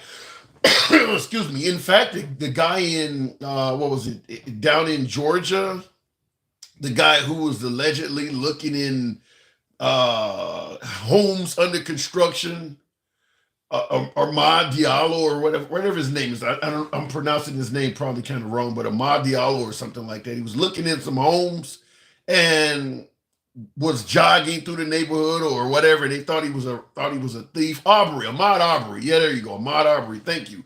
And those three guys that killed him, his life didn't matter. And what I mean by that is, without Black Lives Matter going in that town, Al Sharpton protesting and shit, they were going to wrap that case up quick. Now, we know those three gentlemen that took his life are all now doing very long football numbers behind bars. But without any protest, those guys would all be free now. His life did not matter. They were going to wrap that shit up quick. I would also submit to you, in regards to the Black Lives Matter claim, Trayvon Martin, George Zimmerman, some of you folks remember that. Now, George Zimmerman was found to be not guilty. It's found to be a justifiable homicide or whatever the case may be. I'm not going to debate that. I'm just going to say, even if it's justifiable, Trayvon Martin's life is an example of a life that did not matter. And same thing with Ahmaud Arbery. They wrapped that investigation up in like an hour or two. They had gave George Zimmerman his gun back and sent him home within 2 hours. They didn't even give Trayvon Martin, even if he was a justifiable shoot, the dignity to even do an investigation. They had sent an armed George Zimmerman back home within a couple hours, even though they had him on audio, not even taking the advice of 911, essentially admitting that he was following somebody off into the dark while armed. That's what we're talking about when I say that the life don't matter. Even though they're saying that Trayvon Martin was a justifiable shoot, they were going to just let that happen, not even do any type of investigation. Well, another one, George Floyd's case. George Floyd had a rap sheet as long as my arm. I'm not trying to say George Floyd is some type of angel worthy of some type of damn statue or nothing like that. I'm not here to say that. But once again, you got George Floyd on television dying in front of cameras for like 4 straight days. They didn't do anything. They wasn't arresting anybody, anything at all. It wasn't until once again Black Lives Matter went down there and the town started burning and shit like that. Well, maybe we need to do something because it's getting out of hand. They were not going to charge that guy. 4 days of that. They were not going to charge that guy. So that's what we're talking about when folks say it looks like Black Lives don't matter. You have it on video. It's not like this guy's family is saying that the cops killed him or whatever. If you've seen a cop die in the way George Floyd did, even if it was a crooked cop, you think they would have took 4 days to charge the perpetrator? 4 days. And for those who are suggesting, well, it was fentanyl, he died of COVID, whatever the case may be. Once again, I'm not even going to argue with that. We're talking, he's on the guy for 9 minutes. If he's dying of fentanyl, That's 8 minutes you could be giving the guy Narcan. He didn't do his job no matter how you look at it, no matter what George Floyd died of. He didn't do his damn job. And there was no punishment or discipline being made to this guy for 4 days while the town burned. So I just want to, before we continue the program on, I just want to say this. In regards to folks suggesting, like my last caller, that Black Lives Matter is this or is that, regardless of what you think about Black Lives Matter, good or bad, I will tell you this. There is a lot of folks that received justice that would not have had it not been for those folks going in that town yelling those three words. If they didn't go to those towns, I just gave you several cases where them people would all be still free had it not been for Black Lives Matter. We can talk about corrupt money. We can talk about the leadership talking about fascism and shit like that. We can talk about all of that. But the cases I just gave you, without Black Lives Matter going into those towns and protesting that stuff, those families would not have received justice. If it wasn't for the cameras in Black Lives Matter, Derek Chauvin would still be on the Minneapolis police force. He would still be out there. So, and there's other cases. I'm just giving you what I can think of off the top of my head. There are others. I can tell you about the town of Ferguson. Once again, the guy who perished, Brown or whatever his name was ruled a justifiable shoot, but it led to them going in and doing the books on that St. Louis suburb. All kinds of dirt came out. It was literally like taking a potted plant and turning it upside down. Without Black Lives Matter, those folks will still be on the force doing that stuff. So the idea that this is totally an unnecessary group, they haven't accomplished anything but taking a bunch of money, it's a biased viewpoint. And I'm willing to admit that they did misappropriate a hell of a lot of money, but there's a lot of families that have gotten justice because them go. A lot of folks now view them like if you're dealing with the likes of, say, Johnny Cochran or somebody like that. The minute you find out this is the guy's lawyer, it's going to make you think twice about what you're doing. The minute some of these towns and these entities find out Black Lives Matter is about to come to that town, they change their tune because you got the likes of the Ben Crumps and all of those folks behind them. It's going to change. And I'll tell you something. I do read some of that stuff. Here is Crump's book. He has a host of cases like that where they went into towns and there was nothing going to be done until they came there. So I'm just going to tell you that there is some validity to that group. That group has accomplished some good, unless you believe that, hey, they were bad guys, or maybe you don't like the color of them or whatever, and you hope that they had have perished with no type of justice at all. Some folks do believe that. So looking in the comments, moving the program on, my rant is over. They made a second autopsy report to say he died from asphyxiation, though, which was to incite. Well, the second autopsy, I don't know if I have the book over here to show that one as well, because I did this. The autopsy, how many of you folks are familiar with Michael Baden? He used to be a Fox News contributor. He had an HBO show about doing autopsies. He's done autopsies on Nicole Brown Simpson and O.J. Simpson's allegedly. He's done autopsies all the way back to the Kennedys. He has a book out. He did an autopsy on George Floyd as well. This guy's like 80 years old or something like that. Michael Baden, I think his name is. He was the guy who did the second autopsy. And he has a book out. And in his book, he talks about all of the different cases going back to the 60s of which he did autopsies and was facing all sorts of backlash as he climbed the ranks of being a forensic pathologist about police killing people and them basically telling him, if you put down the correct information on why this person died, your career is in jeopardy.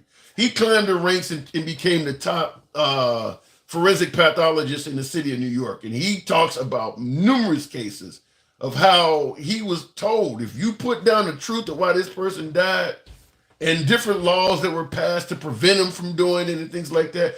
To me, his book is probably stronger because it comes from an angle of, first of all, he's a Jewish guy. He's not black, but a guy who's actually in the field. And he just really gives a gamut of how bad it really was about Black lives not mattering, about how many folks that died by hands of police. I think it was a term they created called excited delirium. In fact, I'm certain that's the term that's in the book.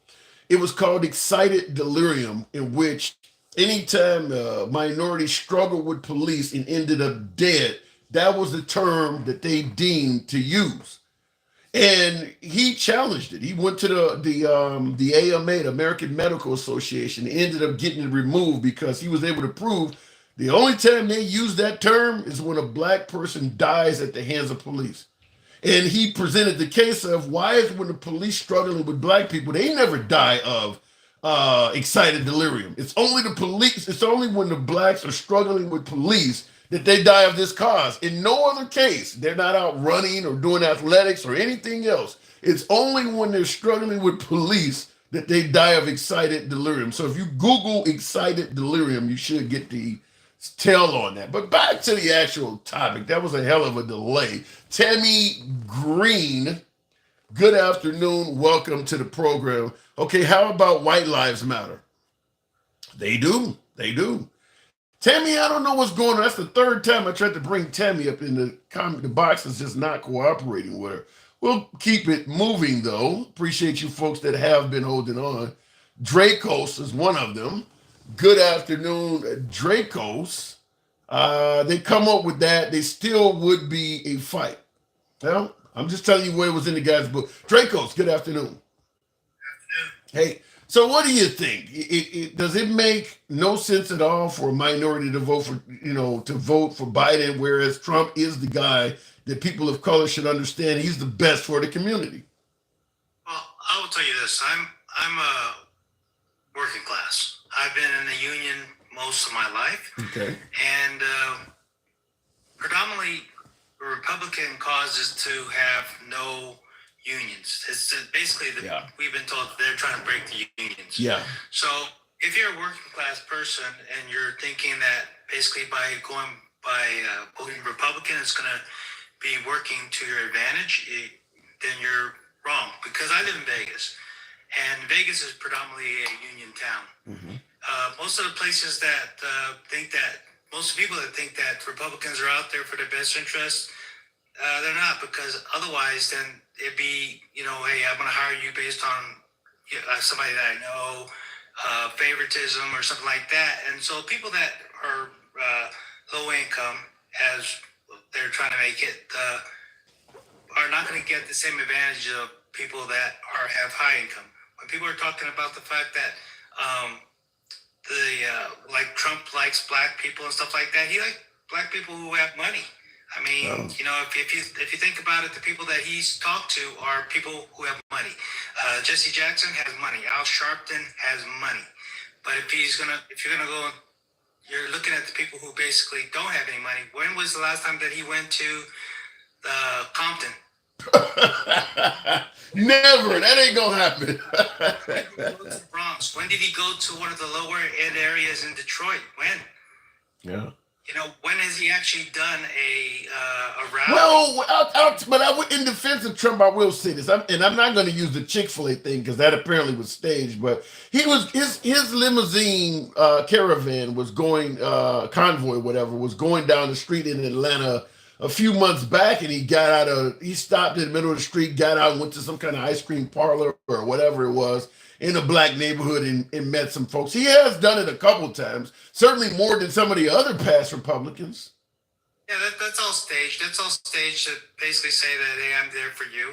And, when you're trying to get votes and mind you, I'm of the mind that basically politics is all about money. We got people, Republicans and Democrats fighting each other. And, there's a guy that's basically sitting up there pulling the strings. He's pulling it for his wins and his losses. He wins when he's winning when he's winning, when he's gaining money, and he's winning when he's losing. So it's all write-offs and stuff like that. So when people are like thinking, Republicans are going to get in the presidency because of this, well, for the most part, this is all staged. The guy that was talking earlier, I know several people that are just like him that like to talk big. They like to talk so big that basically it makes it sound like they're intelligent, but when you really pay attention to what they're saying, they're kind of stupid because for the most part, you have, we call it, you have to know your audience, basically. And, most of the people out here just want to hear facts. They want to hear somebody that's going to talk that's going to be in line with how they're thinking, not people who are going to talk over their head. I've worked with a lot of people that are like that, and they, when you look at them and after they get finished talking, you just shake your head and say, okay, I understand. And when you walk away from it, you realize that basically all they did was did that Charlie Brown mumbo jumbo, wah, wah, wah. That's all you heard. And for the most part, that guy that basically was talking earlier, I appreciate his Passion. passion and his desire to act and seem intelligent. But at the end of the day, he actually avoided every question that you said. When you say blacks for Trump, you know what that means to me is basically, if you want to, mind you, every politician is lying to us, because what it does is it fits their agenda. If you're saying that Biden is doing all he's doing for the illegals and stuff like that, then sure, he is. And, because it's going to fit his end to get back into presidency. Well, I don't know if it's going to help Biden get reelected, but it will. I think what Biden is doing is more along the line of working for the long game, long after he's gone. Fact is, those immigrants that are coming in this country, if they're allowed to stay, they will turn into Democratic votes. I mean, we know the Hispanic community, majority, with the exception of those few that come from socialist countries like Venezuela and Cuba, most of them do vote Democrat. But then when you look at this current crop that's coming in under Trump and coming in under Biden, the right is treating them really bad. So we know this group. I don't know how many million came under Trump, but they're alleging that 10 million of them came in under Biden. This current crop of immigrants that's coming in under them two presidents, they're overwhelmingly going to vote Democrat because they're going to remember the story of how they got treated when they got here. So I do believe Biden is doing it for the long game. I'm not saying it's right what he's doing, but I do believe he's doing it for that purpose. Well, I'm going to say this. Social media is good and is bad. Social media has brought to light the fact that we can see everything that's going on without having to rely on any news source that's going to skew the whatever they're talking about for whatever cause they're looking at. So when you talk about how many people are coming through the border as far as immigrants, illegals and stuff like that, well, I think that it plays good and bad because you got two people. Different people are having different narratives as far as social media, but if you pay attention, you realize that it's not as bad. And also the fact is that there's what do you call it, magnifying glass on the immigrant status right now, because immigration has been bad for, I'm 61 years old. It's been bad for forever. If you go to McDonald's right now, with when they increased the minimum wage to $20 in most of these fast food businesses, prior to that, kids were walking away from businesses and people saying, well, I had a house, I was able to afford a house and stuff like that. Well, and I was working at McDonald's. That's a lie. I worked at McDonald's. I wasn't able to afford no house on no McDonald's. Right. Okay. But what you'll see is that the fact that with the minimum wage being as low as it was, most of those kids were walking away from those jobs only because the fact is it wasn't getting them their end.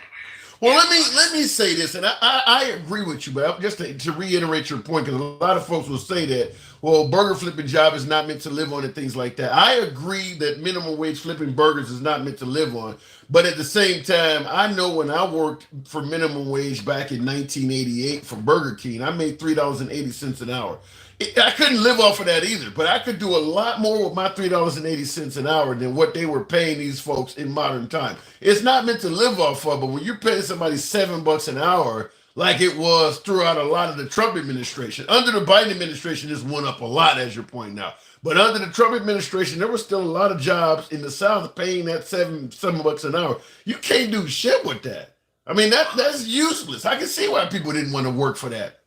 Well, the thing is that this has been going on for a long time, because if you go to a lot of McDonald's, you'll see a lot of Hispanics working in there. And the reason why is because they're going to make ends meet with basically what they're making, but they're going to work at McDonald's, they're going to work longer hours, they're going to go work at someplace else. Yeah. So the opportunity is still there for work. On top of that, when COVID hit, I went out to get my buddy a roll of some toilet paper. Now, initially, prior to COVID, 24 pack of toilet paper was somewhere around $7. Okay. Why is it that during COVID, toilet paper went to $18? And you realize that the price has just retracted just a little bit for a 12-pack roll of toilet paper to $15. As the price hasn't gone down, people are thinking that basically the government's going to change everything that's going on, but that's not the case. Private business is basically what they're making their dividends. I mean, because it goes with power, gas, what have you. They're changing the structure based on the dividends that they're paying out to their investors. So that's where the money's going. Yeah. And people are thinking that the government's making prices and stuff like that gas going up. Gas is not going up because of anything other than the fact that, hey, we know that you want to go on that special vacation. This is the holiday weekend. I mean, gas just went up just the other day for $3.99. I thought, I'm not gonna get gas. I'm gonna get gas tomorrow because it was during the last holiday. Right. The day after I go back a week later, gas is $4.13. Was that because of Biden? No, that wasn't because of Biden. That's because the fact is that you got these corporations that are out there gouging the people. You mean to tell me that beef, way back when I used to go get steaks, and I don't eat steaks anymore, but when I used to go get steaks, I used to be able to get a nice thick piece of steak for $3. You said that same steak for less than what I was getting before, it cost $7-8. That's because they know that they can drive the price up, and prices have not come down since COVID. And You're talking about basically price gouging. It's price gouging. It's Yeah. price gouging without a doubt. And you know, I think that people are unrealistic to where the. Well, I'll tell you why. I do got to move it on, but I'll tell you the main reason for a lot of this stuff is that Biden has done a poor job in getting the message out. If they were price gouging under Trump, he would be talking about it at every rally and actually naming the names of the folks who are doing the gouging. Biden should be doing that. It would make it that way. You wouldn't be able to just accuse Trump of having a bad economy. He would be more savvy to show you the prices that you just named of how this went up during the pandemic and notice it hasn't went down. Trump would be saying that. He would, and Biden should be saying it too, because Biden is getting hammered for economics that, like you said, that's not his fault. But because he's not telling folks, and we know that his detractors are blaming it on him, then that's the message that sticks. Well, I will tell you this. That it wasn't Biden that was in office when eggs went from $7 for a 30-pack, a 60-pack, to $21 for a 60-pack. That was under Trump. So and back then during COVID, that's when they were dumping milk and stuff like that. They were trying to suppress a lot of stuff. So a lot of these businesses have been doing this stuff long before Biden. And who knows? Who knows? This is not something that the president can happen. Control. It's I don't. Giving that's out to big business that basically stop trying to take advantage of these people. Give a fair wage. That way, like the increase on minimum wage wouldn't have to be as drastic as it was, because for the most part, the only reason why minimum wage had to go up, and trust me, that minimum wage is not even going to touch what it costs. I mean, if you're making $20 an hour, that means you were able just now to buy a 60-pack of eggs. That's it. Oh, shit. That's it. That's bad. I know that my time is short, and so I'm gonna drop off, or you can drop me off after this. I watch you all the time, and you know what? I would tell you this. I appreciate what you're doing. I seriously do. I listen to you all the time. You have some patience. You have some patience, because you're one of the people that basically, when I watch, you don't curse at anybody, you don't cut anybody off, you don't make anybody feel less than, and I appreciate that 100%. And on another note, I catch you every time you come on, so appreciate it. I'm always in the audience. Thank you. You're a good guest. Appreciate it. I can't say nothing but thank you. Anytime, man. Come on back through. And by the way, folks, I appreciate his accolades, but we never talk down to guests here. I believe everyone has a different opinion, and here you're entitled to state it no matter what it may be, even if it's totally, a difference of anybody in the comments. Yours truly, you don't have to agree with any damn body on here. I do believe in letting the folks speak. By the way, if that is the type of exchange you enjoy, civilized dialogue from both sides of the aisle, without any concern of the host trying to block, ban, or censor you, then you're in the right place. I encourage you to drop a subscription for my YouTube viewers, and for those who are watching on TikTok, feel free to follow the program. By the way, Monday through Friday is when we typically do this. Every Monday through Friday. So weekdays, 1 p.m. Central is when we're here.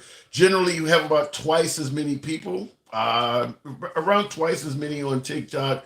Same, well, YouTube, yeah, we have a few hundred more on YouTube than we have now. So, yeah, Monday through Friday. I see in the comments, Slim Jim, I was screwing around with the effects. I don't know what I did, but yeah, it does look red. I don't know why it did that. The lighting is off. It also could be because of what's showing behind me. It doesn't make any difference. Let me see something here. Sometimes if things are playing behind me, yeah, see that definitely makes a difference on TikTok. But I don't know. But anyway, I do appreciate you folks tuning in. I want to show something before we continue on. Things are more expensive here. We have to pay a carbon tax. That's probably out, in Cali somewhere, where they make you, they got the smog issues and things like that. You go to some of the southern states, the Republican states, they're not hitting you up with all that smog inspections and things like that. But California has its own unique problems. I wanted to run something by you folks because this comes up a lot. And folks go, well, Trump never, I'll just play it and let you guys hear it because there's two clips I want to play. I've played them before, but folks say that he named countries. Listen Donald J. Trump is calling for a total and complete shutdown of Muslims entering the United States until our country's representatives can figure out what the hell is going on.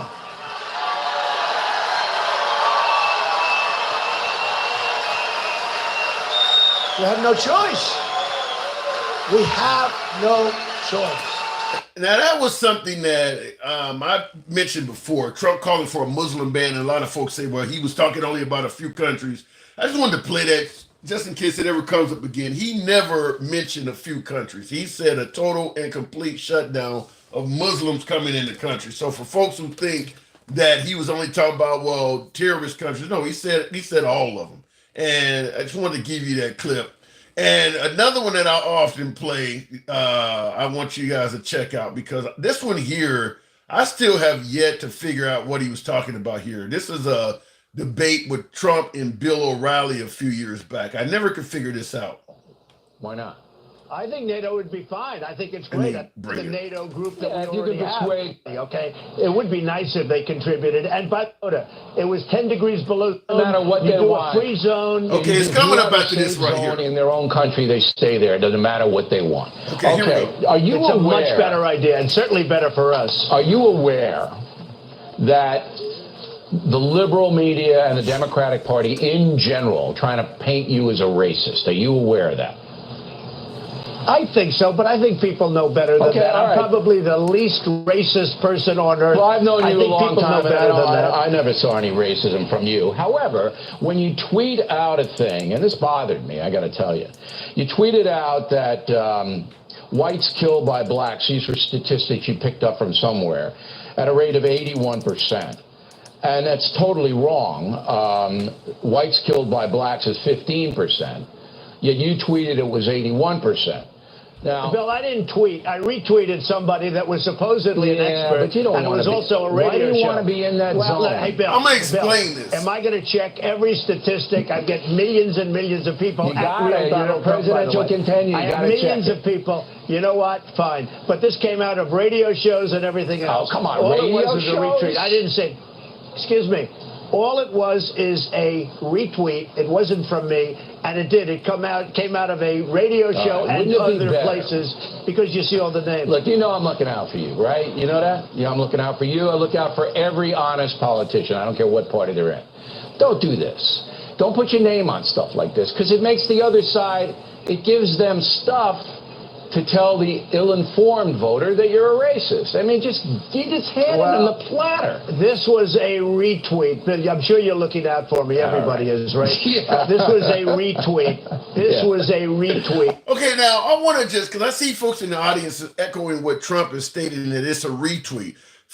First thing right off the bat, if let's say, for instance, I'm a politician and I don't like a certain group of people. I'm intolerant. I'm a bigot toward this certain group of people. But I don't want to ruin my chances at winning an election, so I don't tell anybody that. I just find somebody else that is on social media that has the same view as me, and I retweet all of their statements. Does that give me plausible deniability? Because I'm tweeting, it's coming from somebody else. It's not coming from me. That's the first thing, because folks are saying it's just a retweet, which means that President Barack Obama could go out and retweet Farrakhan's statements. You know, Farrakhan calls white people blue-eyed devils and says a host of really racist shit. Well, according to the retweet theory, he could just retweet it for somebody else. So I really, really disagree with the notion that it doesn't reflect poorly on Trump because it's a retweet. Because that would be the answer to being racist, intolerant, sexist, bigoted, or whatever you want to be without actually being it. Just retweet it from somebody else. So, no, you don't get an excuse for retweeting something on your own account. You are responsible for what comes out of your account. So anything you send from your account, we got to assume that you paid attention to it and agreed with it. So, yeah, the retweet thing is crazy. But I want to point out what he actually tweeted and why it was controversial at the time. If you can see on the monitor behind me, the lighting is a bit poor in here because I don't know what's going on with my it's really bad on YouTube, but on TikTok you can kind of see it. I'll read it out. There's the top of it says USA Crime Statistics 2015. And there are several lines. The first line says black people killed by whites, 2%. So in other words, black homicide victims, only 2% of them are killed by white murderers. Blacks killed by police is only 1%. So only 1% of black homicide victims died at the hands of police. That might be accurate. Whites killed by police, 3%. So that falls under the narrative that more white people were killed by police than blacks. Whites killed by whites, 16%. Here's where it gets crazy. You see the bottom two lines. Whites killed by blacks, 81%. Meaning that 81% of white victims of homicide were killed by black perpetrators. 81%. So that means that if you are a white and you're the victim of a homicide, chances are it's a black person doing it. It really makes blacks look like they're just going around killing white people wholesale. Now, as you heard Bill O'Reilly in the interview, he corrected it and said the actual number is 15%. So it's not even close. So Trump tweets out 81%. The real number is, I think, 15 or 14%, whatever Bill O'Reilly said.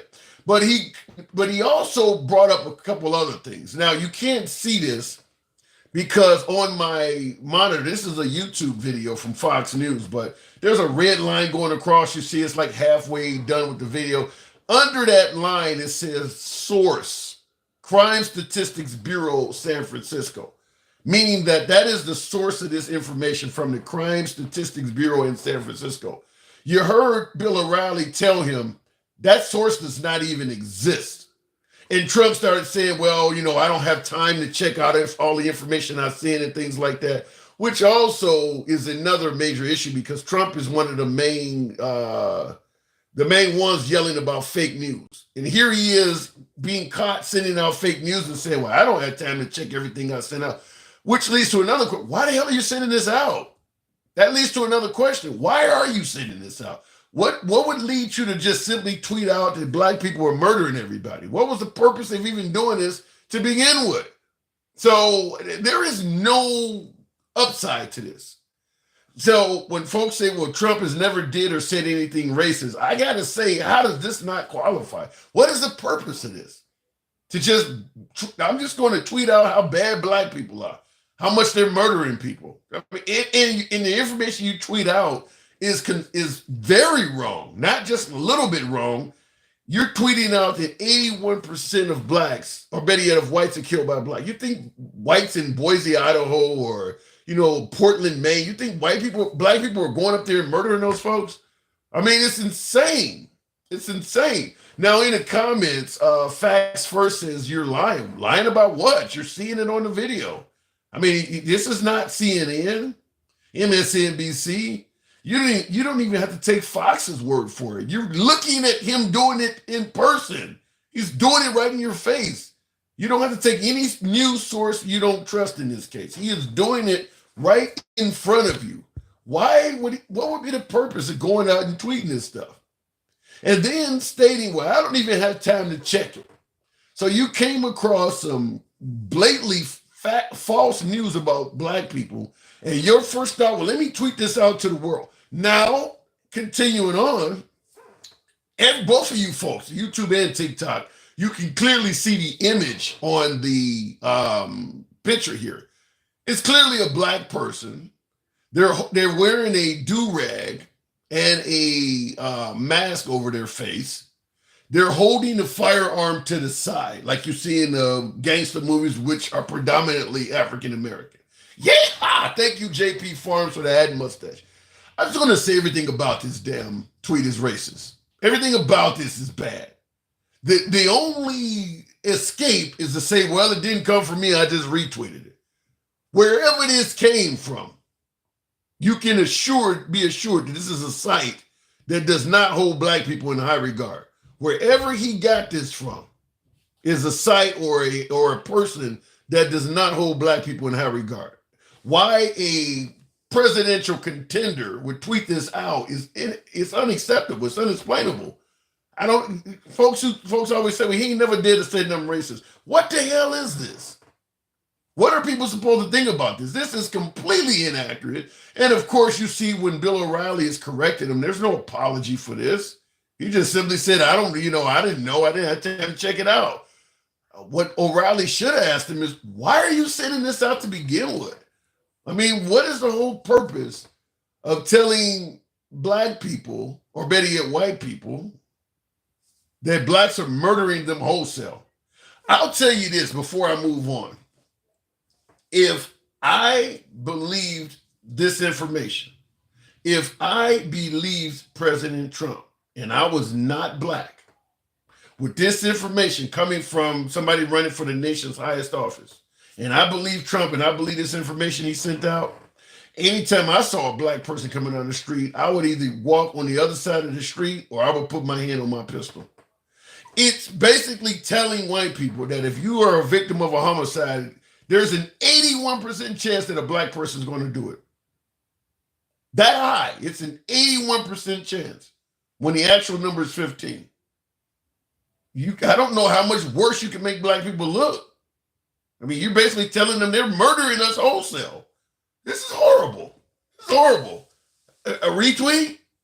That's all this. That's all you ended with. It's a retweet. Should there be an apology for this? I don't get it. I just don't get why he would tweet that out. Looking in the comments, where do you make America great hat again? My hat was made in China, unfortunately. I think I have several Make America, Keep America great hats around here. I think one of them was made in America, but some of them are made in China. Let's hear a black for Trump. Let's hear one. Outlaw, you're late to the program. We had more than one. But anyway, I don't know why he would tweet this out. And I see in the comments on YouTube, Tim, you're full of BS. I suppose maybe I'm full of BS and what you're looking at on the screen is not. I don't know. I don't know why anybody running for the nation's highest office would tweet this out. But I just wanted to bring it to you. And there's another one I could play with where, the guy is yelling white power in one of his tweets. And once again, he said that was also a retweet. My question is, where are you getting this stuff from, sir? Even if you don't believe in any of this stuff. Sir, what sites are you on? Where are you finding this stuff from? where people are you retweeting our stuff where people are yelling white power. I go all over social media. I don't come across where are you getting this stuff from? You know, so that's where the issue is. Like you must be reading some racist shit.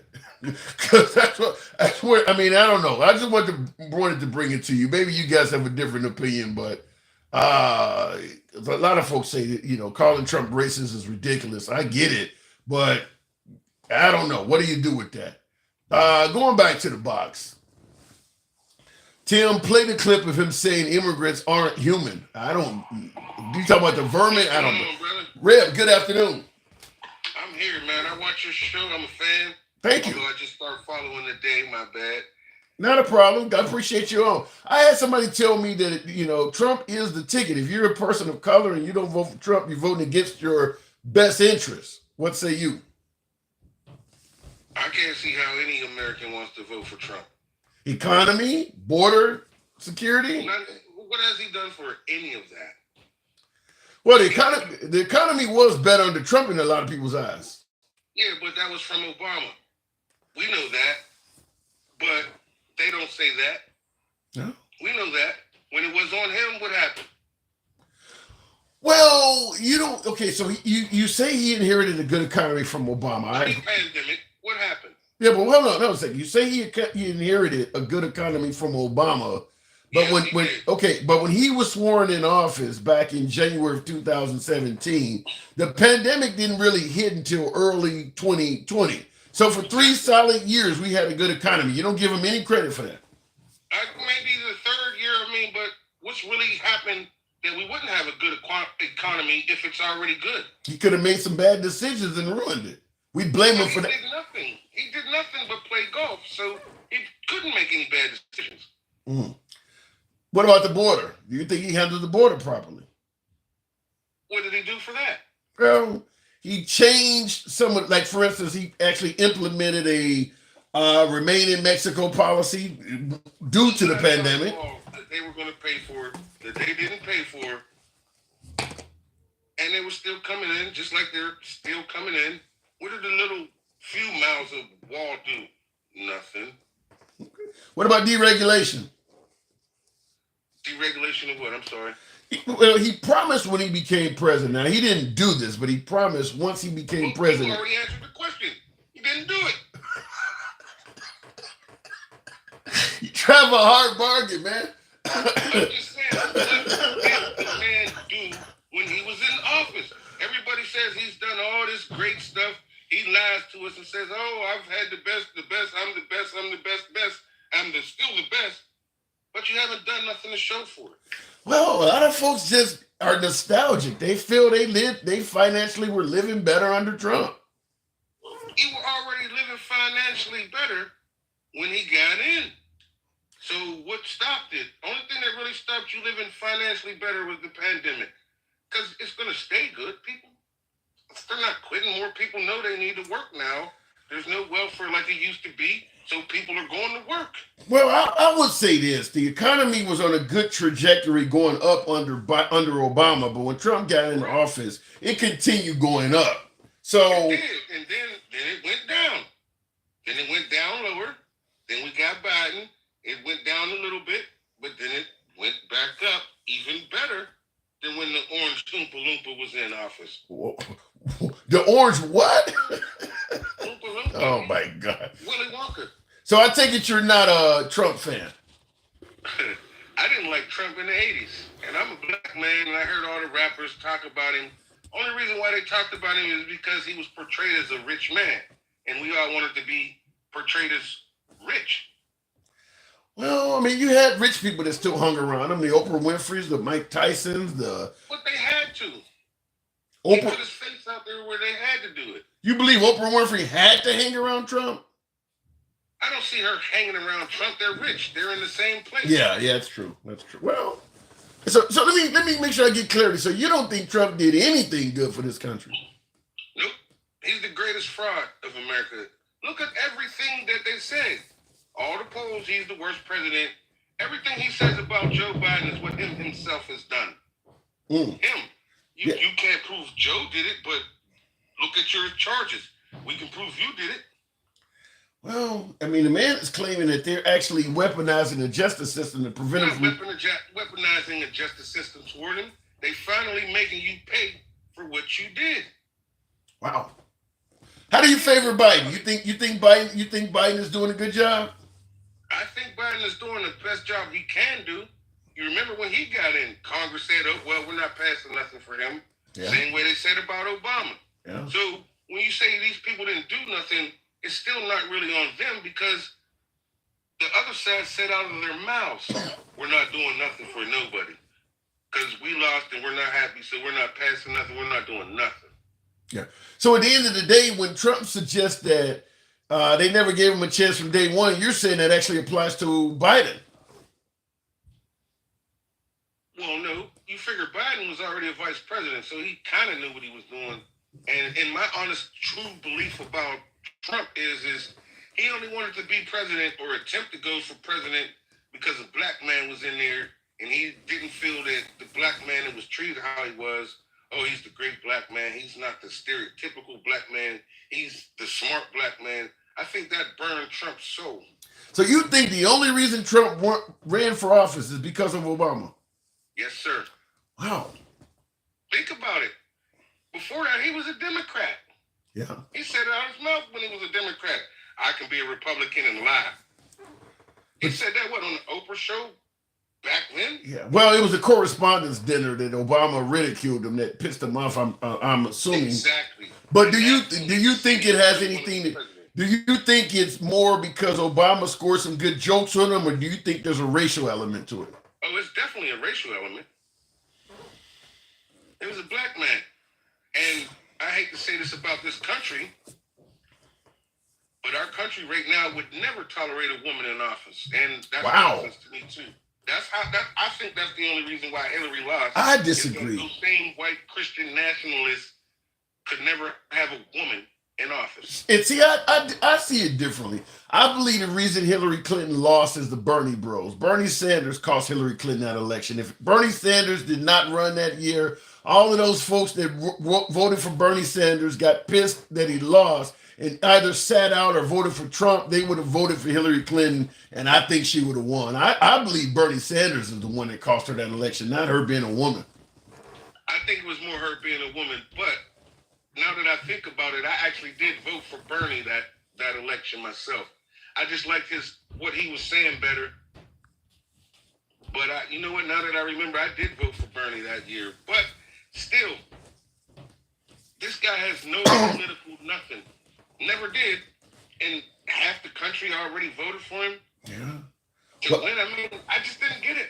Well, he could be your next commander-in-chief come November. I mean, what do you think would be so bad if he get reelected? Well, he said all of that out of his mouth. He's going to be a dictator. He's going to let the police do whatever they want. So we'll have, what, 10 times the George Floyds out here now? They can choke. God. Shoot you. They can drag you like they did that old boy in Texas. somewhere years ago. In Texas, yeah. They can do that. They have no... So you really think Trump is trying to take us backwards? Trump is the devil and all his followers. And God. I'm saying that from a religious perspective because I'm not really a religious guy, but he's the worst there is. He's a crybaby, spoiled child, man. God. And when he's mad, he wants the worst. I hate you, mom and dad. That's his thing. They never showed him enough love and attention as a kid, and that's how he gets back. Look at his whole life. Man. Everything is about money. I'm the big money, but when it ain't the big money, it's rigged. Everything he loses is rigged. Yeah, that's frightening. It's fine, it's rigged, but when he loses, it's rigged. I do agree with the rig part, but I really hope you're wrong about the devil part. But I do got to move it on, Reb. I don't mean like Satan's the devil. I just mean a person that'll act like they lie to your face, and when you turn your back, they'll just definitely stab you in it and put a poisonous snake in your neck. God damn. All right, Reb, I got to go. Shit. Hold on, brother. I want to leave. I know you want me to leave. Real quick. Go ahead. Real quick is, again, can anybody say something that Trump did that was positive for America? Not just black folks, America. The Space Force. Then add that to what Biden has done. and you tell me who's the better candidate. I'll tell you something that Trump has done that is undeniably great for America that liberals will certainly agree with. Operation Warp Speed and the vaccine. I don't even give him the vaccine. Look how long he talked about it. You might just have Trump derangement syndrome. You might just be anti-Trump. No, that was them telling him that he needed to do the vaccine, but he didn't want it. He lied. He didn't want to do that. Okay. I can't go with that. I can't necessarily say that. I'm just saying he did it. So, I mean, Abraham Lincoln didn't want to free the slaves, but he still did it, so he gets credit for it. True enough. All right. You see where that's the nonsense. Have a great day, brother. You too, Rip. Anytime. Appreciate that. All right, thank you, folks. You guys, I do got to answer the call of nature. I do appreciate you folks tuning in. Over 130,000 on a Sunday night. Thank you very much. 1 p.m. Central tomorrow is when we will be back on the program. No new wars in 4 years, says John Doe. Yeah. Dude said Satan isn't the devil. I don't know what that meant, but he definitely said Trump is Satan. Yikes. What lit a fire under his ass, says Michelle Henry. Obama making fun of him at that big dinner in front of God and everyone. That pissed him off. I almost think that's why he ran. Chris Christie says the same thing, Michelle, that the ridiculing that Obama did on him at the correspondence dinner. And Chris Christie said he was sitting at the table with Trump. And at that time, Chris Christie was a good friend of Trump. He also says the same thing, that is the reason that Trump ran, and that ridiculing of him really, really hurt him. And by the way, we know Trump, we talk about snowflakes and folks getting emotional and all that. Trump has really soft skin. I don't think that that's even up for debate. He does not have thick skin. What is the guy who hosted the Academy Awards or the Oscars the other night? Jimmy Kimmel. Trump actually tweeted while that was going on because he didn't like a joke being used on that. I mean, Trump has really, really soft skin. He don't see any insult without trying to respond to it. So yeah, it could be. The correspondence dinner certainly could be. Certainly what Chris Christie has said. And nevertheless, folks, I do appreciate you tuning in. I will see you tomorrow at 1 p.m. Central. Until then, have a good night. And I don't know what just happened there, but we'll make it happen one way or another. Thank you. And for my YouTubers, thank you as well. Obama had a weak recovery under his presidency. It was only after Trump got in that we started making major economic growth. Notice, Druid, I disagree with that. I say if you look at the economy under George W. Bush, Obama was inaugurated in January 2009. If you look at the economy from January 2009 to January 2017 when Trump took over, there was some good strides in the economy made under Obama. I think it was pretty damn good. But nevertheless, we'll leave it at that. I'll catch you guys tomorrow at 1 p.m. Central. It's your boy Tim, the Handsome Liberal. Gotta go.